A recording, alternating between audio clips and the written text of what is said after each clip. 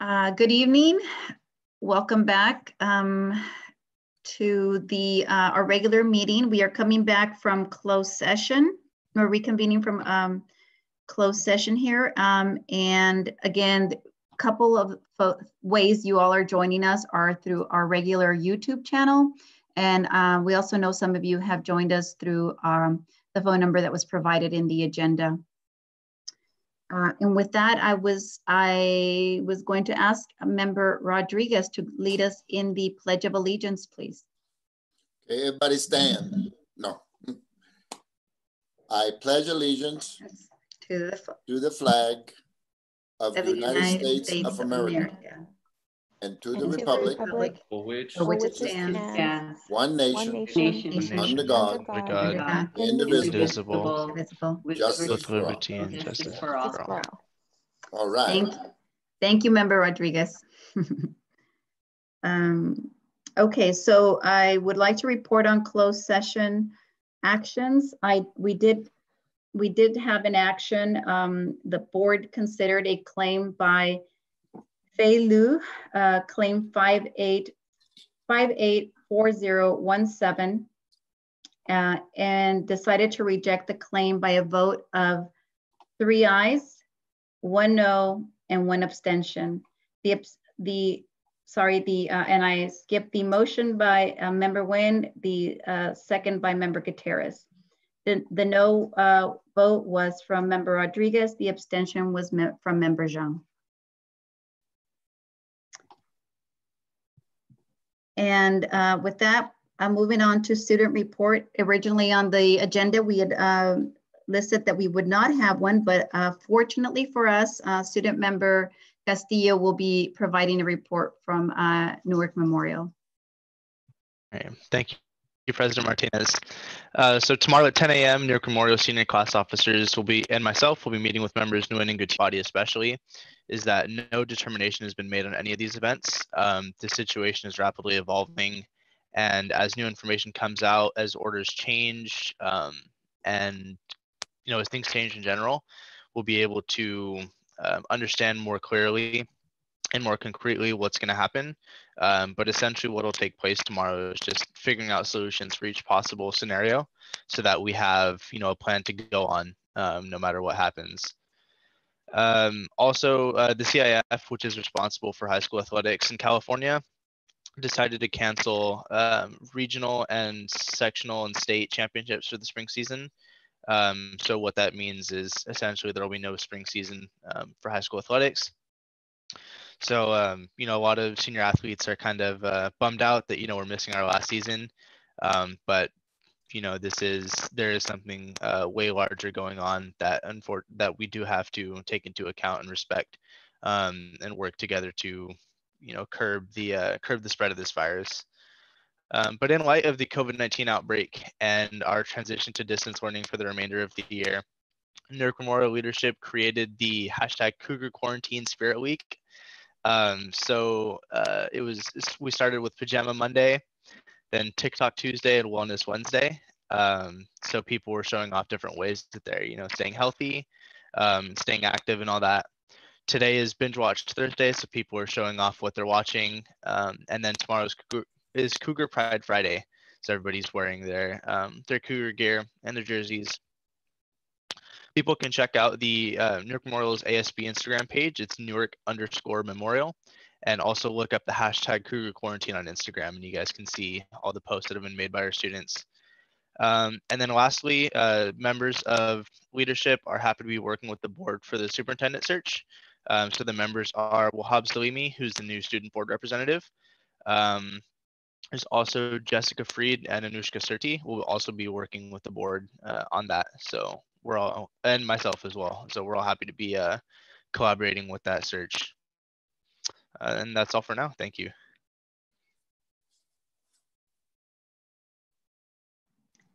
Thank you, student member Castillo. So item number 7 is postponed at this time.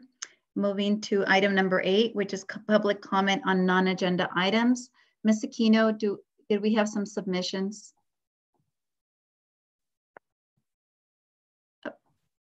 Public comment on non-agenda items, item 8.1. This comment was sent in by Dominga Barajas. The email was received in Spanish and was translated. We are going through moments of extreme reflection in all areas, but especially in the area of health.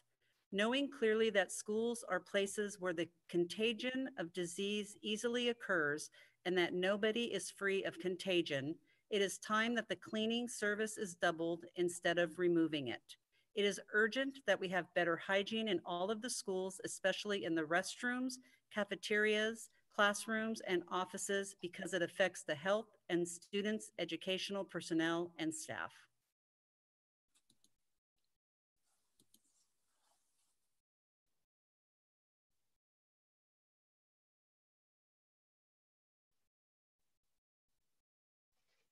Ms. Aquino, was that the only submission?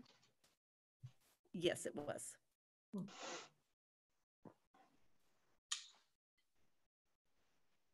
Ms. Salinas, superintendent report? Yes, thank you. As Ms. Aquino pulls up the slides to share with all of you what we've been working on, I want to go ahead and just speak a little bit about from a personal perspective. You know, being home and sheltering in place, and the days that I am back in Newark is with food distribution, with supporting the Chromebooks, and also working with our administrators. Really shows you to really how to start prioritizing what's really important, and how do we count our blessings, because there's so much out there that could be happening. And so although it doesn't feel good and we're working through this, we know there are a lot of folks out there who are really suffering and losing family members. So reminded of that perspective. So with that, I'd like to launch the superintendent's report. Mr. Dolovich will be joining me for part of it towards the end, but let me get started. Ms. Aquino, if you could advance the slide. Thank you. So what I wanted to start with was certainly the timeline. So as we started to this timeline, you remember that on March 13th, the Board of Education passed this resolution to give direction for the suspension of in-class instruction. And so that, if you can look at, that was almost 25 days ago. Then simultaneously, because as you remember, we worked with the Alameda County Office of Education, because it was important to Superintendent Karen Monroe and to all of the county superintendents that we were all on the same page to ensure that our students and our faculty and staff was safe. So at the same time, they announced the temporary school closures for Alameda County. Days after that, and remember, it was every day, as it is now, it keeps changing. The Alameda County Public Health declared a shelter-in-place order. At that point, we said, we're going to continue. People were able to come in on that Monday morning, get their belongings, and students were some were able to pick up Chromebooks, take home books, take home materials. And at that point, what we were anticipating was a short closure for about 2 weeks, but that's when our out of school instruction started. Ms. Aquino? The timeline continued with March 25th, where all of a sudden we heard we were going to all be on the same page, because at the same time, that's when Alameda County Public Health declared all 6 county health officers declared a shelter in place until May 3rd. And so we went ahead and we extended our school closures at that time, continuing with our out of class instruction. Again, a very fast evolving thing. Who could have imagined a pandemic of this magnitude? And how do we support our staff? How do we support our families to do this? During that time, we went ahead and moved our spring break, and we saw that we had to go ahead and make these quick changes. Go ahead, Ms. Aquino. The next slide. So our spring break for Newark Unified was actually moved up. And again, this was done out of the abundance of caution, because we wanted to make sure that we weren't losing any instructional time, but at the same time building in more days to be able to flatten the curve. And at that point, right in the middle of spring break, there was another declaration, which was essentially that we would be suspending in-class instruction for the remainder of the year. Certainly, this is not something that's taken lightly. And at the same time, our teachers, Mr. Dolovich, our educational services, our principals, everyone was working diligently to ensure that we had the preparation in place for this next phase of our continuity of instruction. I want to share that what we've been doing since the spring break is that on April 6th, we had a professional development day for our teachers. And what that really was time for our teachers to come back from spring break to really recalibrate and try to really assess what are the needs of their students, what are their own needs as they start to build their professional development.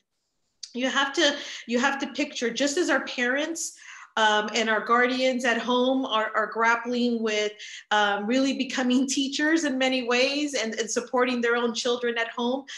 Some of our teachers also don't necessarily use technology in the classroom every day. And so we knew that we had to have a plan put in place to support them with this new expectation. And I have to say that our teachers really have risen to that expectation. They want to be able to reach out to their students. And if you've been following social media, a lot of the tweets and Facebook, our teachers have been doing some wonderful videos to say hello, and they miss their students and families. So certainly I think our teachers really rose to the occasion to take on these new learnings around technology. This week, our schools principals, after our consultation with educational services, we made the determination that Chromebook distribution was going to be centralized to the school sites. Now, we know that's not a perfect fit, but we wanted to at least get this started and distribute the Chromebooks as soon as we could.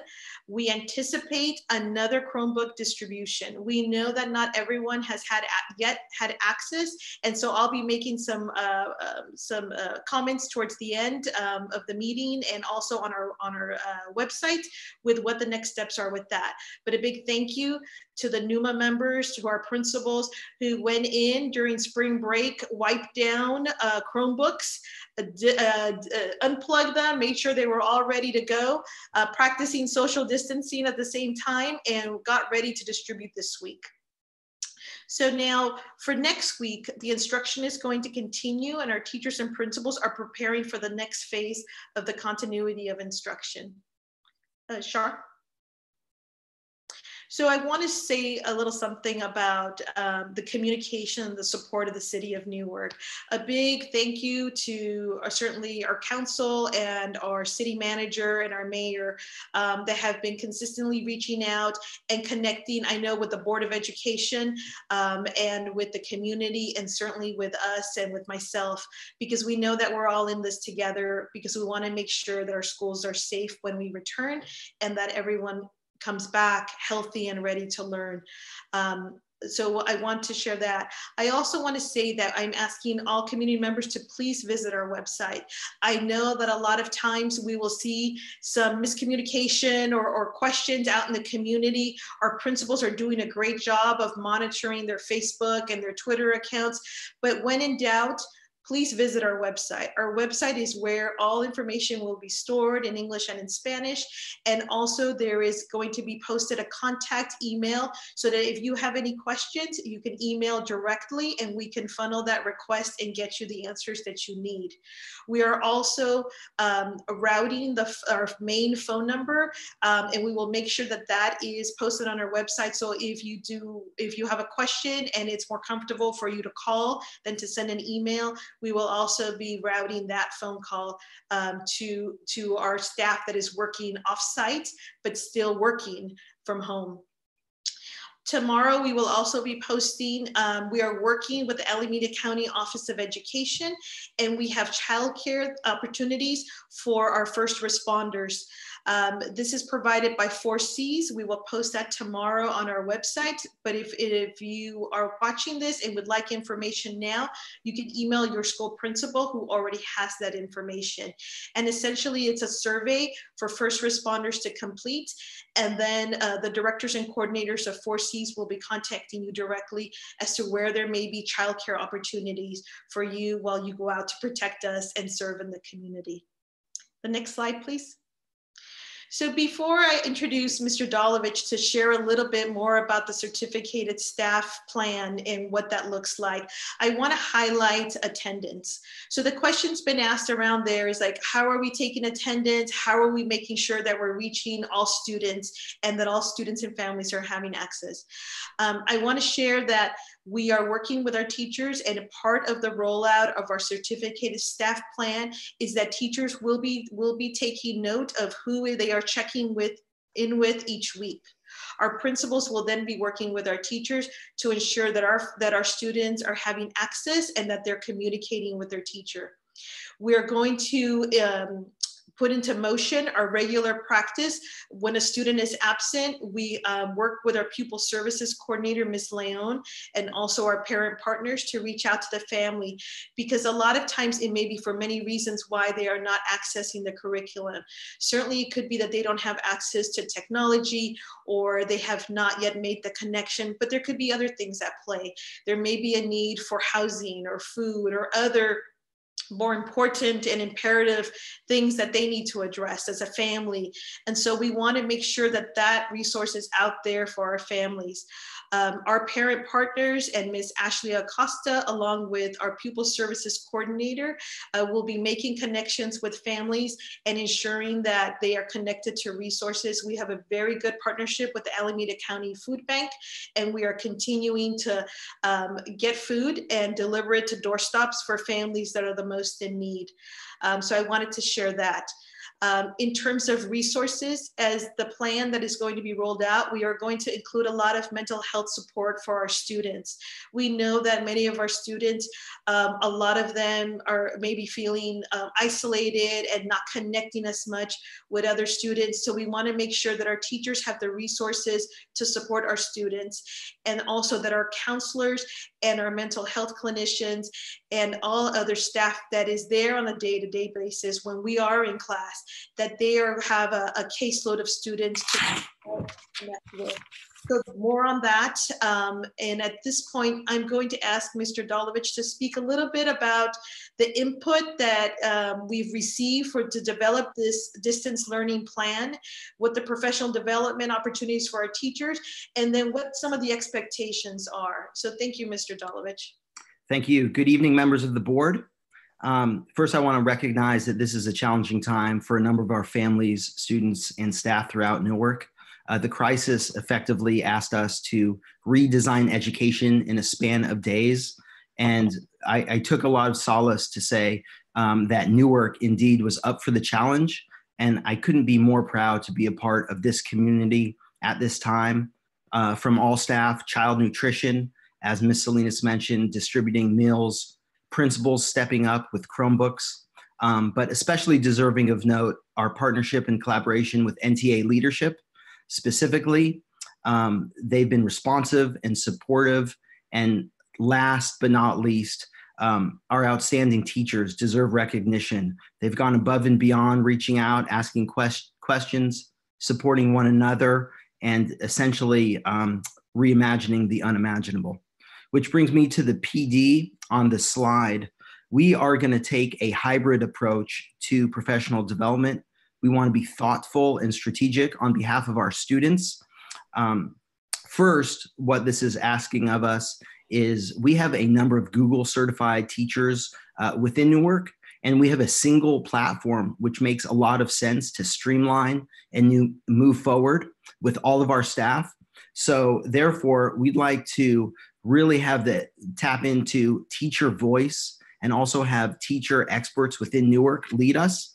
The first platform that we want to become aligned on is Google Classroom. Many are intermediate or beyond, but as mentioned previously by Ms. Salinas, some could use some refreshing in terms of launching and getting up to speed. So each Wednesday, beginning this week after spring break and throughout the rest of the year into June, every Wednesday, Ed Services is offering professional development opportunities for distance learning. So this began yesterday. We had 6 workshop sessions that were offered for both elementary and secondary, and we had over 200 teachers attend yesterday. This is the first part of the approach. It's in-house and it's with our own Newark experts. I do want to acknowledge the topics of the sessions: Google Classroom Launch, exploring Google Classroom Beyond, and then also a project-based approach for distance learning for our students. I would like to acknowledge teachers and TOSAs who prepared and facilitated the sessions: Melissa Moore, Pauline Kim, Michaela Ashmore, Kim Nickerson, Vivian Young, and Cliff Ingham. Did an amazing job. They're the first 6. And this is the first part, like I said, of the PD approach. The second part is to partner and collaborate with experts in the field of distance learning. That is already an infrastructure that's been in place. And one of the leaders in international organization is an organization called EdTech. And so we are going to partner with EdTech for the next 2 weeks. Again, on Wednesdays, April 15th and April 22nd, we're going to offer 5 comprehensive workshops for our teachers. The 5 topics include Google Classroom Launch, Google Classroom Intermediate and Beyond, and both of that is strategic so that all of the teachers are aligned with respect to one platform before we move on as a district. We're also going to have a workshop on operating Google Meets for classes, providing feedback to our students during distance learning. And the last workshop is Seesaw, which is an online platform where students can post work. As a father of 3, they're posting work on Seesaw right now. And so really, we want to place an emphasis on teacher voice. The partnership with NTA has exceeded expectations in terms of being open and honest and collaborative. So I do want to acknowledge them. But really, we have NUSD experts in the field that are Google certified. And then we want to leverage our partnership with EdTech so that the teachers can choose topics to go deeper with, and our own Newark teachers can lead those topics of interest in May. And finally, alluded to in the instructional plans, we're in collaboration right now with our partners, and we're hoping to come out with an updated guideline for certificated staff version 2.0 tomorrow to all district staff. Our original document was 10 pages. Tomorrow's document exceeds 30 pages. It touches on every aspect, including mental health of our students, English language learner support, special education expectations, and then of course, instruction, sample schedules for both elementary and secondary. And grading is a topic that many districts are now following CDE guidelines with respect to credit, no credit at the high school level, and then further conversations at the elementary level. To Cesar and to Newark Memorial High School seniors, we have a special section in there on graduation. We purchased additional Apex licenses to make sure that we didn't leave any senior behind with respect to being qualified and meeting the criteria for graduation. And the other thing, deserving note, I know a number of districts, and we're one taking the lead, looking at opportunities for our graduating seniors. Do we look at a ceremony in July? Do we look at partnerships with both the for-profit and nonprofit sector to make sure that our seniors are recognized publicly and that they have a ceremony that they deserve? And so I know Ms. Rangel, Ms. Calderon, Ms. Salinas, that's close to their heart, and they've been taking the lead on that. And so there's a wealth of information in the 2.0 plan, but I wanted to touch upon some of the salient features, and I will stop there unless there are any further questions. And why don't we go to the next slide, and at the end we'll take some more questions. So before I get to the thank yous, which there are a lot to go around, I also want to share that part of our work is to make sure that our parents know what the expectations are for the students, because I think that's what's going to be important, that while our teachers certainly have academic freedom and our teachers are the best practitioners of the work, it is just as important for not only the students to know what the expectations are, but the parents. So what we are envisioning is that as we are rolling out the 2.0 guidelines, we will also be sharing that with families and with parents and students, because a lot of times, parents are asking, while my student may know what's going on, I need to know more information. So that's going to be part of what will be rolled out in the coming week as well. as we're starting to work through and negotiate the next steps. I also want to advertise that part of this work is that what we're finding out is that not all of our families have access to devices, nor do they all have access to Wi-Fi. So a big shout out to Member Win, who really connected us with some great opportunities around with T-Mobile. So we have just now gone ahead and purchased some hotspots for our students who are homeless, who are the most in need, or students who quite frankly don't have access to Wi-Fi. So in the coming 2 weeks, we will be receiving those hotspots along with another distribution of Chromebooks. We're meeting with our principals tomorrow. Ariel, Mr. Dolovich and I will be meeting with them so that we can connect with them around prioritizing our students who are homeless and our students who do not have Wi-Fi access. Some of our families may have seen that a survey was sent out, and that really was from each individual principal reaching out to families to determine what are the needs out there. So what I'm going to say to parents now in English and Spanish is, please reach out. If you cannot get in contact with a teacher or a principal, we will have the contact information on our website so that you can send me an email and I can work to make sure that you are connected with the support that you need. Quiero dar un mensaje acerca de cómo estamos ahorita en esta situación. Y eso es que vamos a asegurar de que estemos en contacto con todas las familias para asegurarnos de que tengan la tecnología y también el acceso a la red de internet. Entonces vamos a tener en publicidad mi número de teléfono y mi correo para que se puedan comunicar conmigo también para que yo pueda apoyarlos.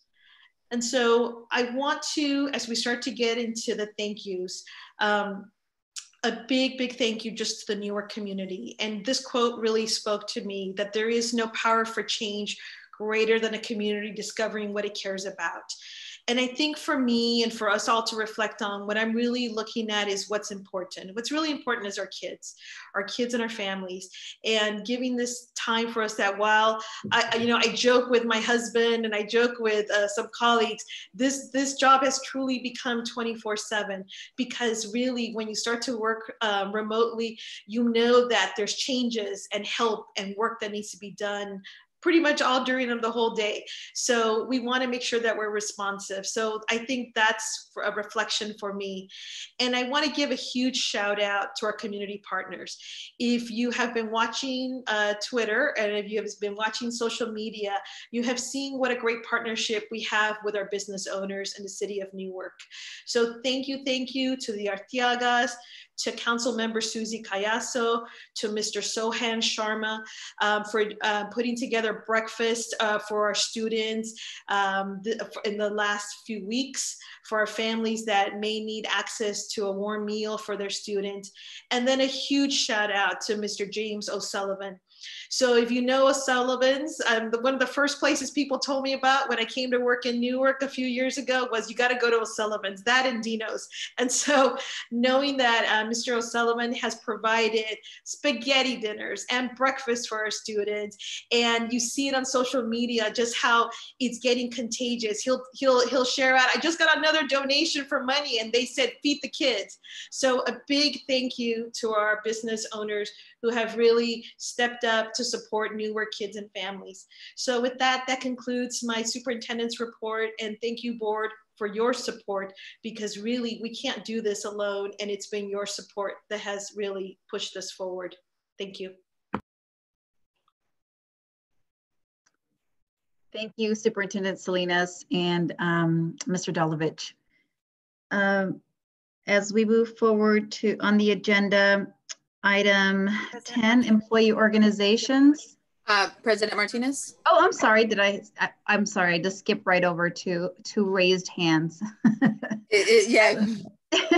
Go ahead, Member Gutierrez, and then Member Nguyen after you. Thank you. The question that I had was regarding the training that will be happening for the teachers and staff, for example, Google Classroom. But what I wanted to know is if there's any training of this sort or resources for actual parents and students, because I know they're also going to be struggling.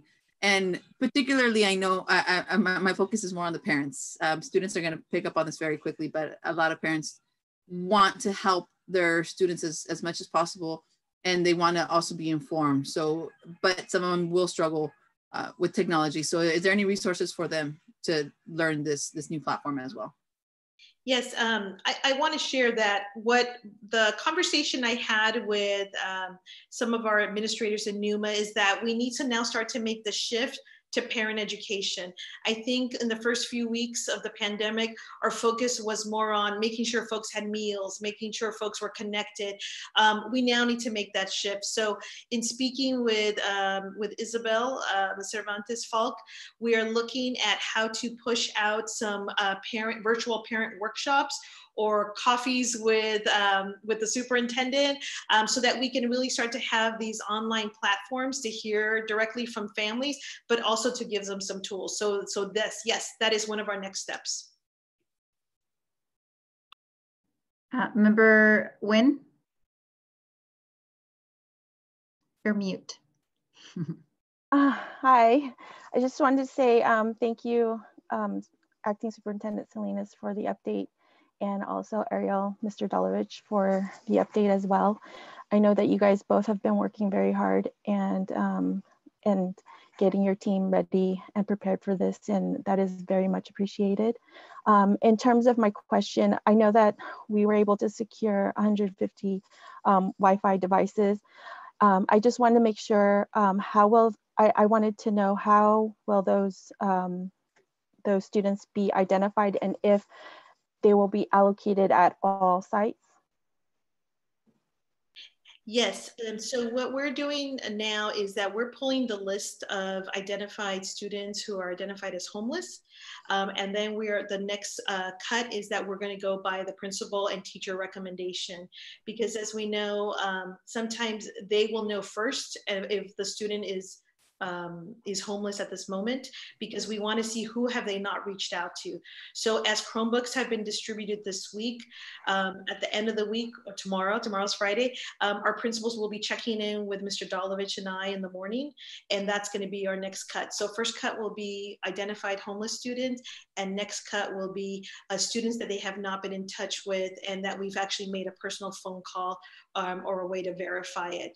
At this point, we are saying that it will be for all schools, because we have students in need at all of our schools. We see that our Title I schools have a higher need, because that's why they may be a Title I school. We will redeploy the hotspots to that area. And the information has already been communicated to staff and the principals at the sites? Not yet for the principal, so that's tomorrow. Okay. So with principals on Tuesdays and Thursdays, and with all of NUMA Tuesdays and Thursdays, and on Fridays it's just a principal. So that will be part of our agenda tomorrow. Okay, got it. Thank you. And before I call on Student Member Castillo, if you could all remember to lower your hand once you've had a chance to speak. That way I know who has a request to speak. Student Member Castillo. Thank you, President Martinez, and thank you to Superintendent Salinas and Mr. Dolwich for their work on this transition. I know it's been very quick, and it's difficult sometimes to adapt to these, but I'm surprised at how fast we have websites set up and resources for students and parents to look at. My question is with regards to seniors, especially. Mr. Dolwich mentioned that the second edition of the certificated plan was spanning more than 30 pages, and that there was a section specifically for seniors. So I think if there's anything from Mr. Dolwich's department that can be shared with seniors directly, I think we'd like to see it, because a lot of us are kind of unsure of what's going to happen in terms of graduation requirements, in terms of graduation itself, and I think we would all feel a bit more reassured if we were to see that. So it doesn't have to be now, but once there's something concrete that you're able to share with us, we would really appreciate it. Absolutely, and I think the next step would be a virtual meeting with you and some of the other senior leaders, along with Ms. Rangel, so that you guys can have a voice in some of the decisions that are being made. Great, thank you. Thank you, Mr. Dolowich. Member Gutierrez, did you have another comment? I just see your hand is still up. Okay, I'm gonna assume no. And so we'll get this. Next item is item 10, employee organizations. Ms. Aquino, I believe we do have some statements you will be reading from our organizations. 2 reports this evening. The first one comes from Sue Eustace from CSCA Organizational Report. It is our hope that everyone is doing well and staying healthy. Please stay at home as hard as it may be and take good care of yourselves and others. This is a very difficult time to be living in, but we will survive and conquer this virus. Because of this virus, CSCA has closed its headquarters in San Jose and all of its field offices up and down the state of California. Most of the staff at headquarters and all of our field staff are now working from their homes. It has been amazing to see how fast CSCA is changing to meet this challenge. CSCA has not missed a step in representing its members. We have continued to meet with our districts in Zoom and Hangout meetings. We are continuing to negotiate MOUs, holding EERCs, and negotiating chapter contracts. We have even started to hold regional meetings again. We may not be able to be together, but we can still get together through Zoom and hold our regional meetings. Our next step is to start having Newark chapter number 208 meetings again very soon. It is my strong belief this virus will make us stronger. Our next report is from our NUMA organization. The Newark Management Association would like to thank teachers and staff for all the work that is being completed during this COVID-19 crisis. Thank you, teachers, for your collaboration and hard work in planning distance learning, as well as your communication with your families and students. NUMA would also like to thank the community businesses that are providing meals to our students multiple times each week. Principals are working together to support their sites with distance learning, virtual meetings, Chromebook distribution, and helping families obtain internet access. During this unprecedented time, we will continue to reach out to families to ensure everyone is doing well and being safe. Please follow your school's social media accounts on Facebook and Twitter for ongoing messages and support. Thank you.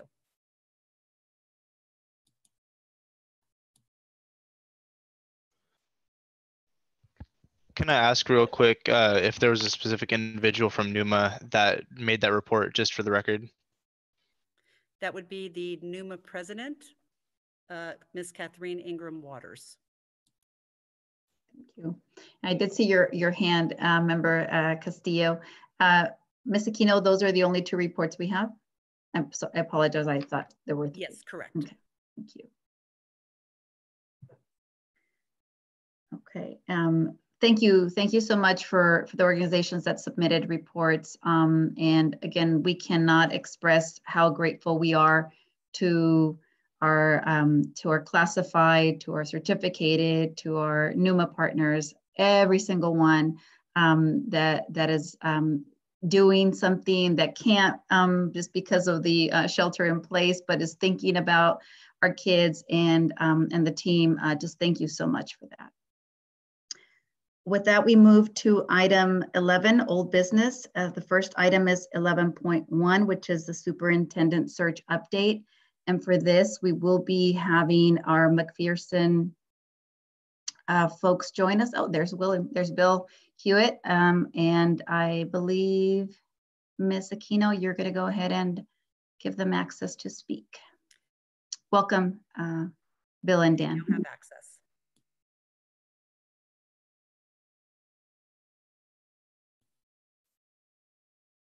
Now, can you hear me now? Yes. All right, we're back in. All right. Okay, and do we also have my colleague? I'm right here, Bill. All right, there we go. All right. Well, we'll go ahead and get started if the president of the board and the board members are ready. Yes, please go ahead and get started. All right. Well, first of all, we want to thank Charlene for doing such a wonderful job of putting things together for us. We've done a lot of work with the district in the last couple of weeks virtually with interviewing groups of employees 43 in total over the course of, I think, Charlene, 9 different interview sessions, and couldn't have been done without her great help. So Charlene, we both, Dan and I and McPherson Jacobson, really want to thank you for the great work you're doing with this. Yeah. Andy, thank you. We have 3 things to go over with you tonight, and we can answer any questions that you might have about the process. First, tonight's the second regular board meeting that we attend, and we will go over with you. We'll give you a progress update on what the stakeholders have said. We have not finished with the stakeholders yet. We have planned to do that next week. Of course, it's taken a little bit longer than we thought because of the closing of schools, but we're making great progress with it. And we'll give you an update tonight on the 4 questions that we ask everybody. We also tonight will talk to you about the progress of the interview process, and that will be talking about how do we now start to think about the interview itself. We'll talk to you about some options about how to hold the interview. We'll also start you on the formation of a stakeholder panel to interview candidates that occurs simultaneously or in the same time as you do the candidates, but not in the same venue. And then finally, we'll very briefly talk about questions for your interview. We have to start thinking about what questions to ask for your interview. But we will not get into specifics of them tonight, so it will only take a couple of minutes. So I'd like to start by going over what we heard from your staff primarily. We have now, I think, completed our meetings with your different staff. And as I mentioned, we've had several meetings. We've met with executive cabinet. We met with 2 meetings actually with classified management. We've met with the elementary principals. We've met with the secondary principals. We've met with the teachers union or DTA, and we have met with CSEA or the classified union. Dan, have I missed anybody there? I think I got them all. You got them all. All right. And so what we will do and have completed is a draft of what each of those groups have said. And we have forwarded that to Charlene, and she can send that on for your reading after the meeting or in the next few days. It's not complete yet. We still need to get some community input and add that to our summary. But we have a verbal summary of what we've heard so far for the 4 questions that we asked. And so I'll just simply go through that. Then I'll also ask Dan if he has any other comments on any of these 4 areas. But I'll go through it, and then we'll be glad to take any questions and comments that you might have. The 4 questions, to remind you, are what's good about your community? What are some good things about your school district and schools? What are the issues that the next superintendent should be aware of as they come into a district, the district? And then finally, the traditional question, what are the skills, attributes, and characteristics that you're looking for in a superintendent as we ask your stakeholders? So let's start with the first one. What are some good things about your community? And it was pretty consistent here. People said, well, it's a small and tightly knit community. There's a long history of the community and the school district. There are a lot of people that live in this community that have lived here all their life and went to the schools. And likewise, there's a high percentage of people that work for the school district that lived in the community all of their life. The teacher said it was 25%. That's quite high. Classified represented it as more than half. So both of those statistics are very high statistics for having the number of people in the school system, school employees that actually live in the community. The employees were very generous with saying the help that they receive from the community is substantial, and it is well received, and it's appreciated. There is a lot of support for the schools. People are willing to participate Businesses oftentimes will donate money and resources to the schools, as do individuals. People stay involved even after their students graduate from the system. Another characteristic that came in, and so there's always a pitch in to help, and there's somebody described the community as Mayberry, and if you remember Andy of Mayberry, I think it's a community that's friendly and warm and always there to help. One other interesting aspect that was brought up in many meetings is that the community is growing. That there are a number of new dwellings that are being built on different edges of the city, condominiums, some homes, and the question is, what will that mean for the future? The second question that we have is, what are some good things about the school district? And the first things that we heard, and we heard consistently, was the dedication and the devotion of the staff. Many of the staff have been here a long time. I already mentioned that many of them actually went to school in the school district, that the staff work collaboratively well together within their entity, maybe not between schools so much, but certainly at a school and in a department, people work together quite well. The smallness of this district and schools is seen as a positive. It helps people get to solutions quickly and implement changes that need to be made fairly quickly, because there aren't so many different levels, if you will, of decision making that you have to go through. There's a loyalty of the staff. There's a loyalty to the school district. Many staff members said, I probably could have gone somewhere else and maybe even made a few more dollars, but I really like the environment here, so I chose to have my career here. Many of the groups said there's a camaraderie amongst us. Another very positive thing that came out about the school district is that staff and the schools are vested in their students. This is a student-centered place that people are looking to what they can do for students, and oftentimes classified as well as certificated will go out of their way to really help a student succeed. It's a caring staff, and again, the smallness of the school district is pointed to as a real positive, because that smallness leads to more deep and lasting relationships.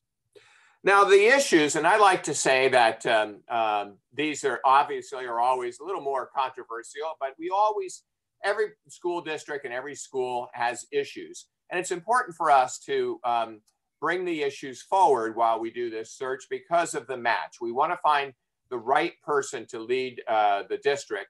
And there are different leaders that have different skill sets and are able to address different problems more effectively. So that's why we go through what the problems are of the school district. And I'm pleased to say that your staff and the people we interviewed, while being very supportive of the school district, also were not shy in telling us the concerns. And that's a good thing. Sometimes I'll go into an environment and there'll be an environment of sometimes a worry or fear, or maybe even there might be a fear of retribution and people won't talk. But your staff, because they love their school district, did want to talk about the issues that they deal with. So here are the ones that seem to consistently run through our work with our sessions that we had with your staffs. A budget was the one that came in to be number one easily and clearly, that being in qualified status, having declining enrollment, affects all parts of everything in the school district, and everybody recognizes that it's a significant problem, and that it has to be solved.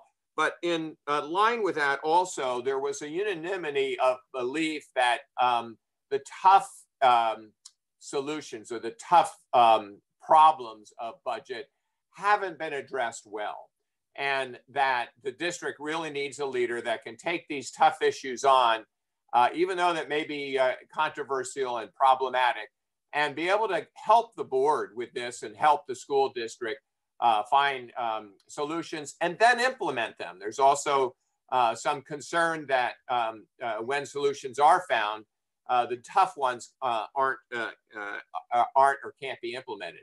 Now, it's not really a criticism of necessarily the board. It's because the staff is saying we have a new board and they seem to be people that are very dedicated to doing the right thing and helping children.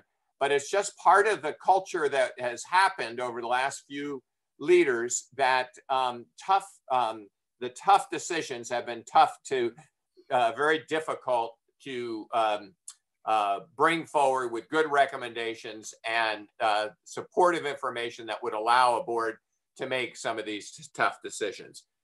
You're not alone in this issue, by the way. This is a very common issue that we hear when districts are in tough budget times. Another area is the lack of experience in district level leadership positions. And that there's been a lot of turnover in district staff at a lot of the high level administrative positions. People are fairly new to their jobs, and that there's been turnover over time too. I think there's been 3 superintendents in 4 years or something like that. The only other position that we find this concern come up is in the high school principal. That came up from across the board with a number of groups, didn't come from just the secondary folks at all, came from a number of groups that's saying we've noticed that we've had a lot of high school principals and that turnover or that revolving door of leadership does not lead to stability. And that's where the concern and the issue comes, is that if we keep changing people, new leaders come in and they have a set of initiatives, and then we're conscientious. We go ahead and implement those initiatives, but then we get a new leader, you know, a couple years later, a whole nother set of initiatives come in, and it may not be that we've assessed what we just implemented, and now we're trying something quite new and different. That leads to fatigue, you know, change fatigue on the staff's part, and an issue with morale, because staff don't really know if the work that they're doing is making a difference. And so that's this lack of stability is a big issue in the school district from what your staff tells us. Dan, did you want to elaborate on that one? Well, I think you've covered it quite well. And I think the whole issue of stability and folks with some background in the areas that they're working in and all of that. One of the pieces I think tied into that is that we heard several times is that there's the opportunity to work independently as a school site, which in some ways is beneficial, but we're not working as a school district. We're a district of schools, but we are not a school district. Right. And that was something that kept coming up. Yeah. And so to kind of go with that, we received a lot of feedback on this issue about trust across the board with all schools, and responsiveness to all schools. And the feedback that we got was that it's somewhat dependent upon the relationship a school has with the school district. That some schools seem to get answers and responsiveness, and some don't. And I don't think I know too much more about that, but I know I heard it in several groups. Yeah. And so it's coupled also with an issue of trust in the district office, and the issue of trust in the leader in the school district about this independence, like Dan said, is kind of nice in some ways, but in the other ways, if you're kind of out there on your own, it's kind of survival of the fittest. I know we heard that a couple of times. Yeah. That if you're out there and you do the right things, that's fine, but if something goes wrong, well, then you're on your own, and you're somewhat overly criticized and punished, according to the feedback that we've heard. And so in some cases, people said they thought that some healing in this case needs to happen. So we think that this is, this is an issue, is this consistency of support from the district office to sites, and a consistency of responsiveness to all sites, and probably the ability to become more stable and more supportive to develop all leadership across the board. Dan, I'll let you jump in on that one as well. Well, and I think what folks were really looking for is kind of this sense of team. And it goes back to what I said just a moment ago, that we're all in this together. While there are individual sites, these are all of our students, not those are your students, those are your students. These are our students, and we should all be working together for their benefit. Now, there were some other issues that came up amongst all the other groups, and amongst many of the groups, and I'll go through those, probably not in as much detail. You can certainly read the report. There is an issue of facilities, and having facilities well maintained, and especially there is some bond money left, but there's an issue about, has the bond money been spent where the real critical needs are, or is it just spent on who is the loudest? There is an issue about listening to the loudest voice as opposed to doing what's the greatest need for students. And I thought that this was well articulated by many different staff groups, that there are some community members that are at a lot of board meetings, and will be pushing, or lobbying strongly or loudly, either a point or something that either they need at their school or they think should occur. And there is at least a perception, if not a reality, that this happens, that the district is more reactive to that than rather than having solid plans and solid solutions to student learning needs that should take front seat. So that's not an unusual thing in a school district, but we heard that quite a bit. So I think we would say that was one of the significant issues that occurs. Certainly, having been superintendent in Berkeley for 5 years, I understand that issue quite well. We had a lot of folks that had their agendas that we had to listen to. I think that pretty well through the major ones here. There is certainly a lot of folks that said that they really want a leader. They need a leader who listens well, and who not only will perfunctory sort of hear it, but really will do something with what is heard. So that seems to be a need that people have. Okay. I think Bill, there's two key points that you've alluded to several times. The first being building a community of trust, throughout, and then really addressing morale. Right. A great deal. Yeah, and the staff kind of says dressing morale and somebody who is a healer. So yeah, and that's not an easy role, because any leader has got to be a doer as well. But I think that the staff is clearly saying we need and I think Dan, you said this, we really need a person that's sensitive to relationships and to people's needs. Okay. Anything else, Dan, on the issues? I think you've got it covered. Okay.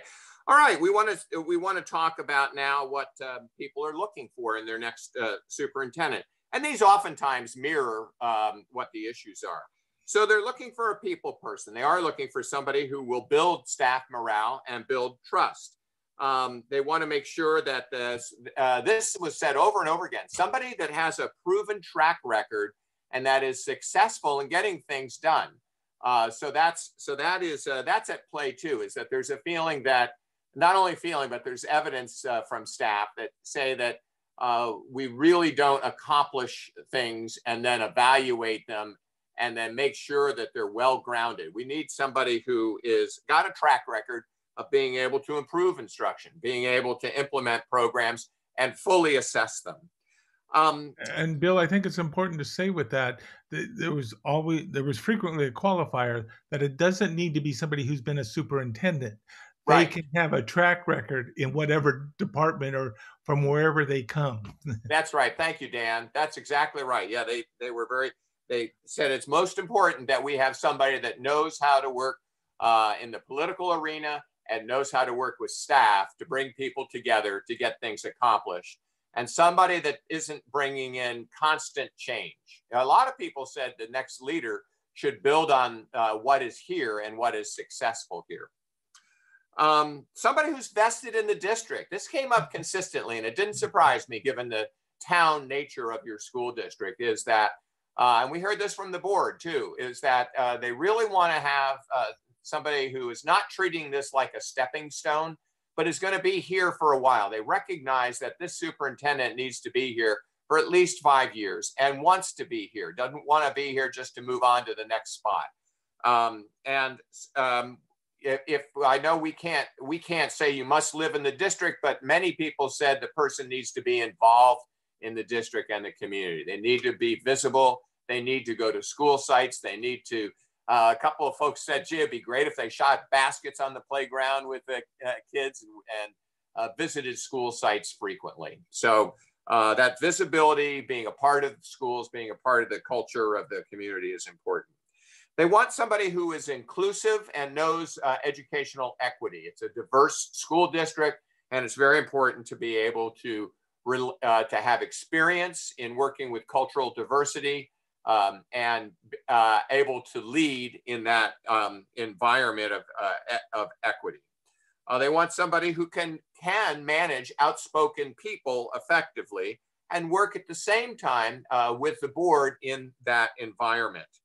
They want somebody with follow through. There you go again, somebody who can implement things and follow through with them. Not only hear a problem and talk about it, but do something about it. They want somebody who is straightforward and tactful. I thought that was an interesting combination I heard from one particular group of folks. Is they say, you know, we just really need to know what the real thing is. What is the real issue and problem? And tactfully, what are we going to do about it? They do want an effective communicator. I think we've talked about that. But another aspect of that is they want somebody that can represent the school district well. Somebody that can market this district, can in public talk about the wonderful things going on in the district. They recognize that your school district competes with your neighbors for students. And in this day and age, you know, the leader needs to be able to present the school district in a very positive light in the public and be a very accomplished speaker and communicator. They want somebody who values all employees. And I did miss something. I missed that the classified employees felt very strongly. And we talked to a couple of groups of classified employees, management, I think actually 3, right, Dan? And the union.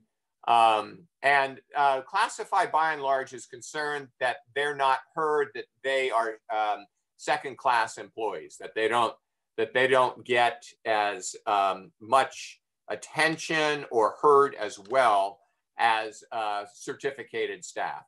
And so there's a very strong feeling of feeling underappreciated. Underappreciated. Yeah. Yep. Underappreciated. And there were a few examples given. So then somebody also said they want someone who can put problems out there with solutions that are supported and then acted upon. Whoever said that had the whole thing, I think, in one sentence. And Dan, you got it in 20 words or less. They also said another quote that came forward. They want someone who helps everyone around them get better. And I think they cited Larry Bird, the basketball player, right? That did that. So really appreciated that. And then finally, the last quote that I had to have somebody who has communication up front about what can and can't be done. Again, there's that honesty and forthrightness, straight talk, if you will, and be honest about why a decision is being made. So those are the characteristics and attributes. we really enjoyed talking with your staff. You really have some very talented people on your staff and very supportive of the school district. You know, I never felt in the interviews that anybody was, you know, out to harm anybody or anything. They just want, you know, a better situation working so that kids can get more. So I was very impressed with, one, their ability and their care for your great school district. And what I would just add to that is, number one, we heard repeatedly about the real desire for, let's focus on students. That needs to be our primary focus. That came up over and over again. And I think the piece that was interesting to me is we met with these different groups separately, but they were all consistent in what they said. There was no one group that was like, well, they have obviously got an issue here. No, they were all consistent in what Bill's shared. We heard from every group. Yeah, that's a really good point, Dan, because I don't always get there. I've done a lot of these, as you know, and I don't always get the consistency that I got here. There was a lot of consistency from folks. And so that's probably because of, you know, the smallness, and that people are talking to each other and do work with each other and have, you know, a commonality of purpose. So, yeah. Okay, do you have any questions, board?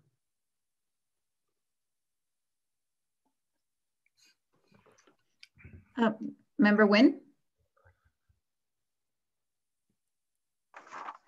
So I took like several pages of notes, so hold on. So on the budgeting issue, I was wondering if on the tough solutions, if they had an example for us to like really hone in on. They do. The example, and nobody advocated for a solution necessarily, but the example that came up was the closing of a school. That and at the same time, many people like their small schools. So like I say, I don't think I heard an advocacy, but their perception of this is, okay, so there's a really tough problem, and the problem wasn't implemented, wasn't dealt with, it was just reacted to by the school district. That may be, I don't know what a good solution would be for your budget problem, but that was the example that came forward. Dan, did you have any perspective on that? Well, you're absolutely right. That was the example. And what they want along with that and was about this piece on decision making. And what they're saying is that we want somebody who can make decisions and be transparent about how they went about making the decisions. And even if it's not popular, of course, right now people say this when they're not up against something, but they would prefer somebody who can make the unpopular decisions that they may not agree with, but they know how they made it and they're willing to stand strong. That's what they want. They want a decision maker. Yeah, they do. And they also want somebody that can work with the board on this too. There were a number of people that said, you know, we have a new board and they're going to need an experienced superintendent. Not when I say experienced superintendent, they didn't say they must have been a superintendent, but an experienced administrator is a better way of saying it, who as a superintendent knows how to work with the board, how to support them in the recommendations that come forward that are the best. So that was also mentioned quite a bit. I really appreciate the feedback, because a lot of times, you know, in situations like this where we have some have been having some turnover or staff feels like there's been low morale, it's really important that they're able to articulate how they feel and their needs and wants. And it's really important for us, all of us, to really listen to that, because they don't get these opportunities often. And and so I you know, for me personally, it has great value. So I really appreciate that. Thank you. We really, I think, as I mentioned when we were talking to you about this firm at the very beginning, we take this whole part of the process to heart. I worked for other firms that do searches, and I really like our firm because we really get into it with them, and we spend a lot of time, and we publish this too, you know. So we let them know that you know, this isn't just something you're saying to us and it's going to fall on deaf ears. We're going to be talking to the board about it. We're going to be using this as we find the right person, and it's going to get in. It's going to be put in print. So yeah, I agree with you. It's very important, and especially to do it at this time. And want to reinforce the notion that, in fact, this is where we are right now in gathering data. There will be more to come. So if you see this particular document, it's not done. This document won't change in terms of the responses, but we'll have more to add to it. That's correct. Sure. We have a few stakeholder groups still that we need to hear from. We hope Member Gutierrez. Thank you. And I also kind of just to, I also wanted to say thank you for all your work and to give us, at least for me, that comfort of knowing that we are also on the same track and on the same page of what the community you currently spoke with, what they currently want is what we are seeking as well. So it's good. It makes me feel very comfortable that at least in the conversations that we've had, we are looking for somebody in the similar role, characteristics, etc. Thank you. Yes. Anybody else from the board would like to comment? Same here. I would like to echo Member Gutierrez's comments. Of course, not only hearing or knowing that we're hearing from our stakeholders, but just again, how aligned we all are, right? And maybe it is because we're small, or we can kind of put our arms, if you will, around our district. It is we're aligned in terms of what we need. I'd be concerned if as a board had given you a bunch of other requirements and everybody else felt differently. So I see a lot of consistency, and that is very encouraging that we are aligned with our folks. If I can, as you go back and look at the criteria work that we did about a month and a half ago, it does line up with your criteria very closely. Very nicely. Yep. I think I don't see anybody requesting to speak. So next steps. Okay, let's talk about next steps. So we're getting into the phase now, with the job coming close to closing. We've been talking to candidates. We're starting to vet them. I think as I looked last time, we had 12 candidates. Most of the candidates turn their applications in within the last week. So, if that's the case, I think we will have a pretty good numbers of pool. We're doing some recruiting for you. I have talked to a couple of very good candidates. I do believe both. I think one has applied and another one is going to. So we're out there beating the bushes saying what a great opportunity, and indeed it is for somebody. We plan then to come back to you on, I think it was, I had it right here, it's May 5th. Am I right at that? Let me see.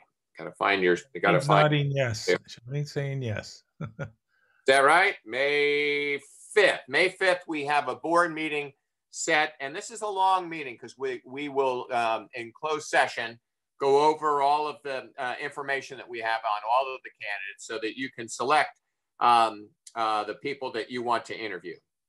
So then the next thing are the interviews. We have those scheduled for the 19th and 20th of May. Now, I've been told that the 19th of May is the school services workshop on the governor's May revise, which is going to be critical this year. So we may want to move that date away from the 19th. To maybe the 20th and 21st or something, but let's hold on to that issue for a minute. But that's a conflict that was unforeseen. The question that we have for you is, traditionally we do face-to-face interviews, and we don't think that by May 19th and 20th or the middle of May or even the end of May that we're going to be ready to have at least a group of stakeholders get together and interview candidates. So we're recommending that at least with the stakeholders that we do a virtual interview with our candidates, that we do not have the aspect of having candidates come to the district and have meals with board members, because I think that also is probably going to be going too far at that time. And also then some options on how does the board interview. Now let me talk to you about, I've been asking around with other consultants and with our home office and with other districts about how they're interviewing. Most people for principal positions and district office positions are interviewing virtually over the internet. This is the superintendent position. You really want to know the candidate. Some places for superintendent are doing both. They're interviewing virtually, and then they get a finalist, and then the board meets with that finalist in a second round of interviews, and they do it face-to-face with a big room, and they spread out. Some places are doing all of their board interviews in a big room, all spread out with the candidate. So I think you have to give us direction, Charlene and Dan and myself, direction on what you feel would be the way to go. I think as a minimum, you really will need to have your stakeholders do this virtually. And I think we can work that out really well. I think that having now worked with your listening to your different employee groups, I think they're very skilled at being able to use the internet. So then it comes to the point about how is it that you wish to go ahead and interview the candidates?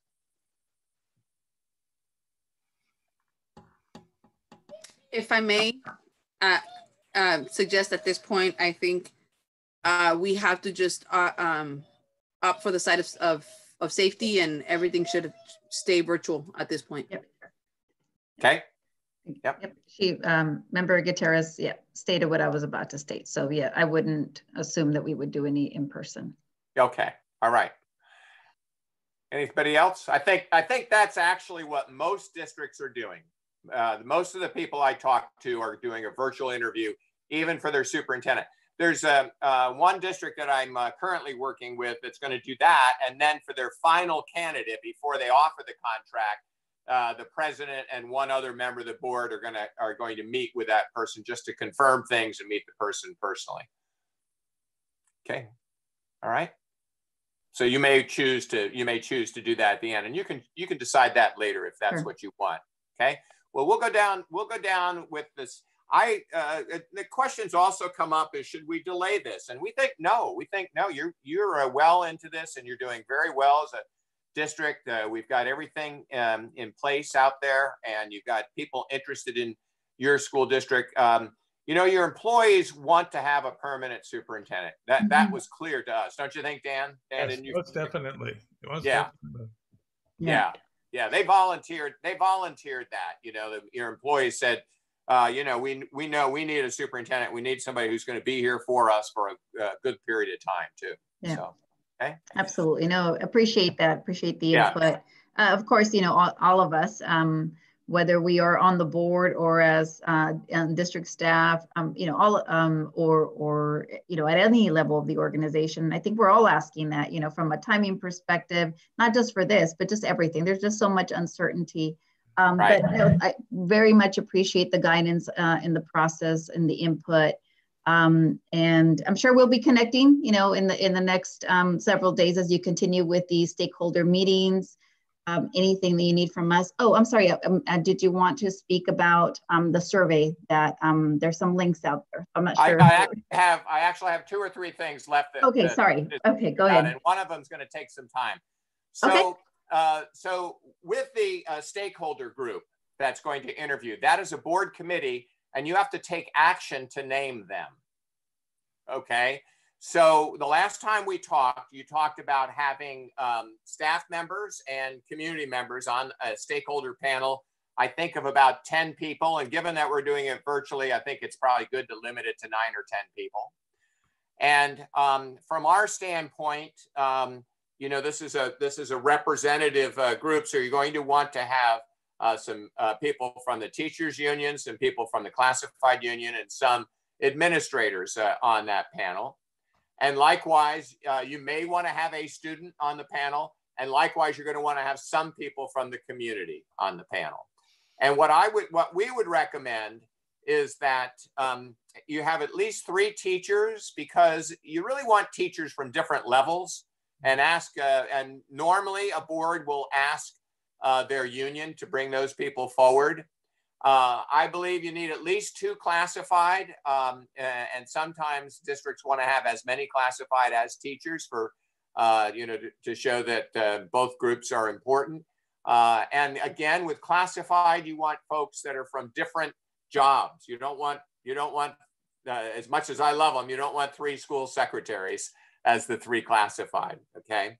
Or 3 district office classified, and then you want at least probably 2 administrators, and typically you have 1 district level administrator and 1 site principal doing that. So I'd like to hear if the board thinks that's fine, and then we'll go to the community side.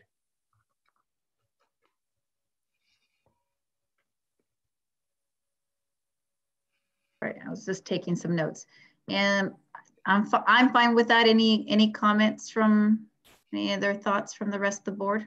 I'm seeing head shaking, so I think that sounds good. Good. That's how we typically do it, and we'll get to work on it with Charlene.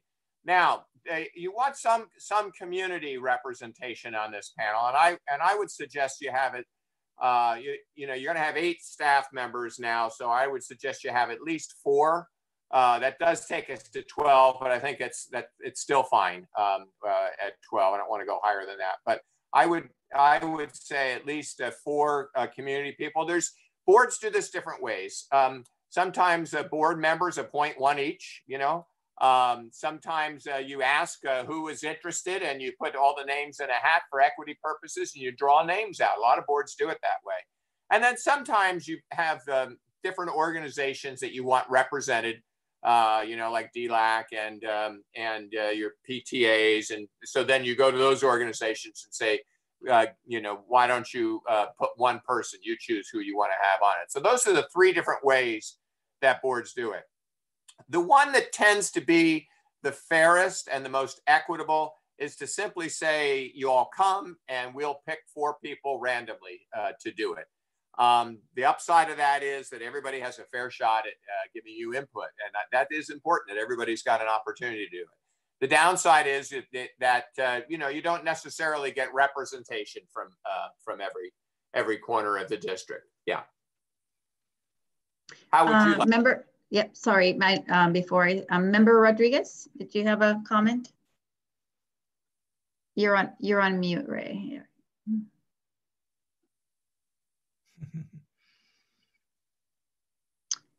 Ms. Aquino, can you unmute Member Rodriguez? There we go. I just wanted to ask what your idea is on having student representation on, it's on this particular panel. I think it's a good idea. I think it's really good to do it. And oftentimes the board will put the board rep on there. And I would encourage you to do that. It's always good. I'll tell you why. Oftentimes I've seen that a student has a certain perspective and nobody else had that perspective. It's amazing. It's amazing. So I like the idea of having a student on the panel. It's almost the same reason you don't want just educators on the panel. You want to make sure that there's a representation of your classified folks and people outside of the school system, as well as the student. They come with a different perspective that if we live in the world of education, we only see education. We need people outside to help us see a bigger vision. Thank you. Thank you, Member Rodriguez. Yeah, I agree. I think that we definitely would want a student voice. Coming back to the question about the community members, in terms of how we select. I mean, I'll speak and then I'll certainly let, does anybody else want to weigh in before I weigh in on that? I was going to react to your suggestion, Mr. Hewitt, which is just, for folks to submit and we just make it random. I think that would be the fairest way. Hopefully we would get a good cross section if enough folks from the different groups. But that would be where I would lean. Yep. It certainly is the most equitable way of doing it, is to have it be a random selection. Okay.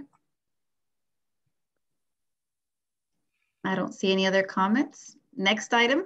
Okay.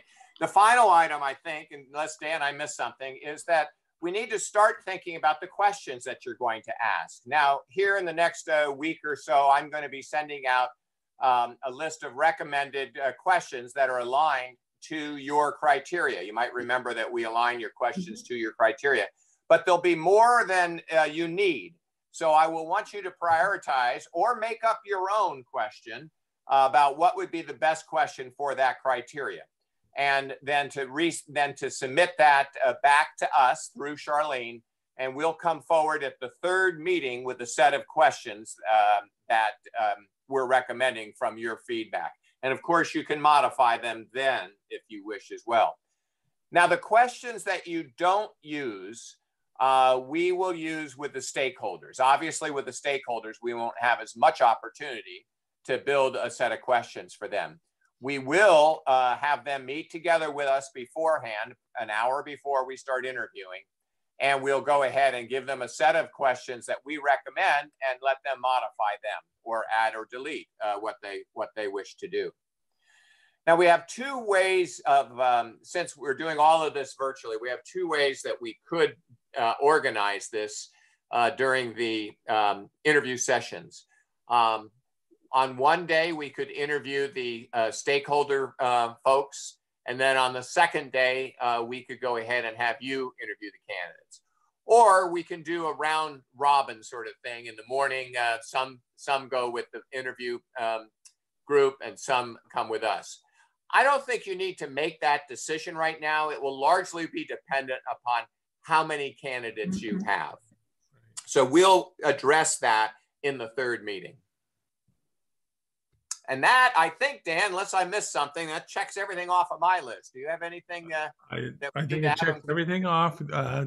Note that we're still interviewing folks. We're still going to be collecting the survey, so we still have more input coming. I think, Bill, you've covered everything. Okay, and we still have about a week and a half before it closes.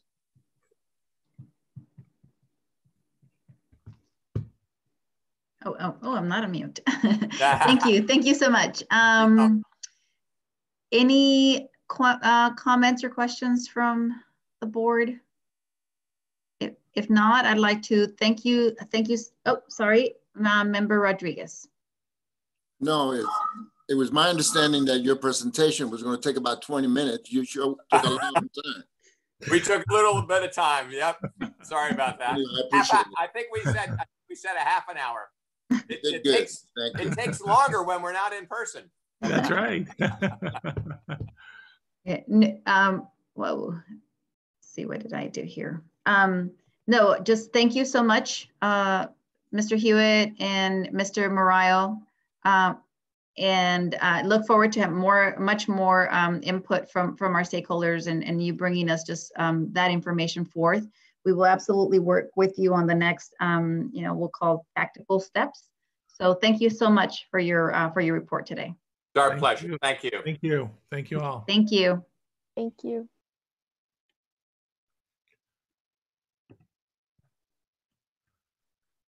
All right. And this did take a little longer than we expected. So we will try to move right along here. 11.2 School Consolidation Advisory Committee. I will hand this over to you, Superintendent Salinas. Yes, thank you. As you know, this is a returning item per board direction around alternates, and we wanted to bring this forward for your review, any further input, and Ms. De La Cruz is here to answer any questions. Thank you. And the recommended action here is the approval of the committee composition and charge. I apologize. Any questions from any of the board members? I have a comment I'd like to make. Yes.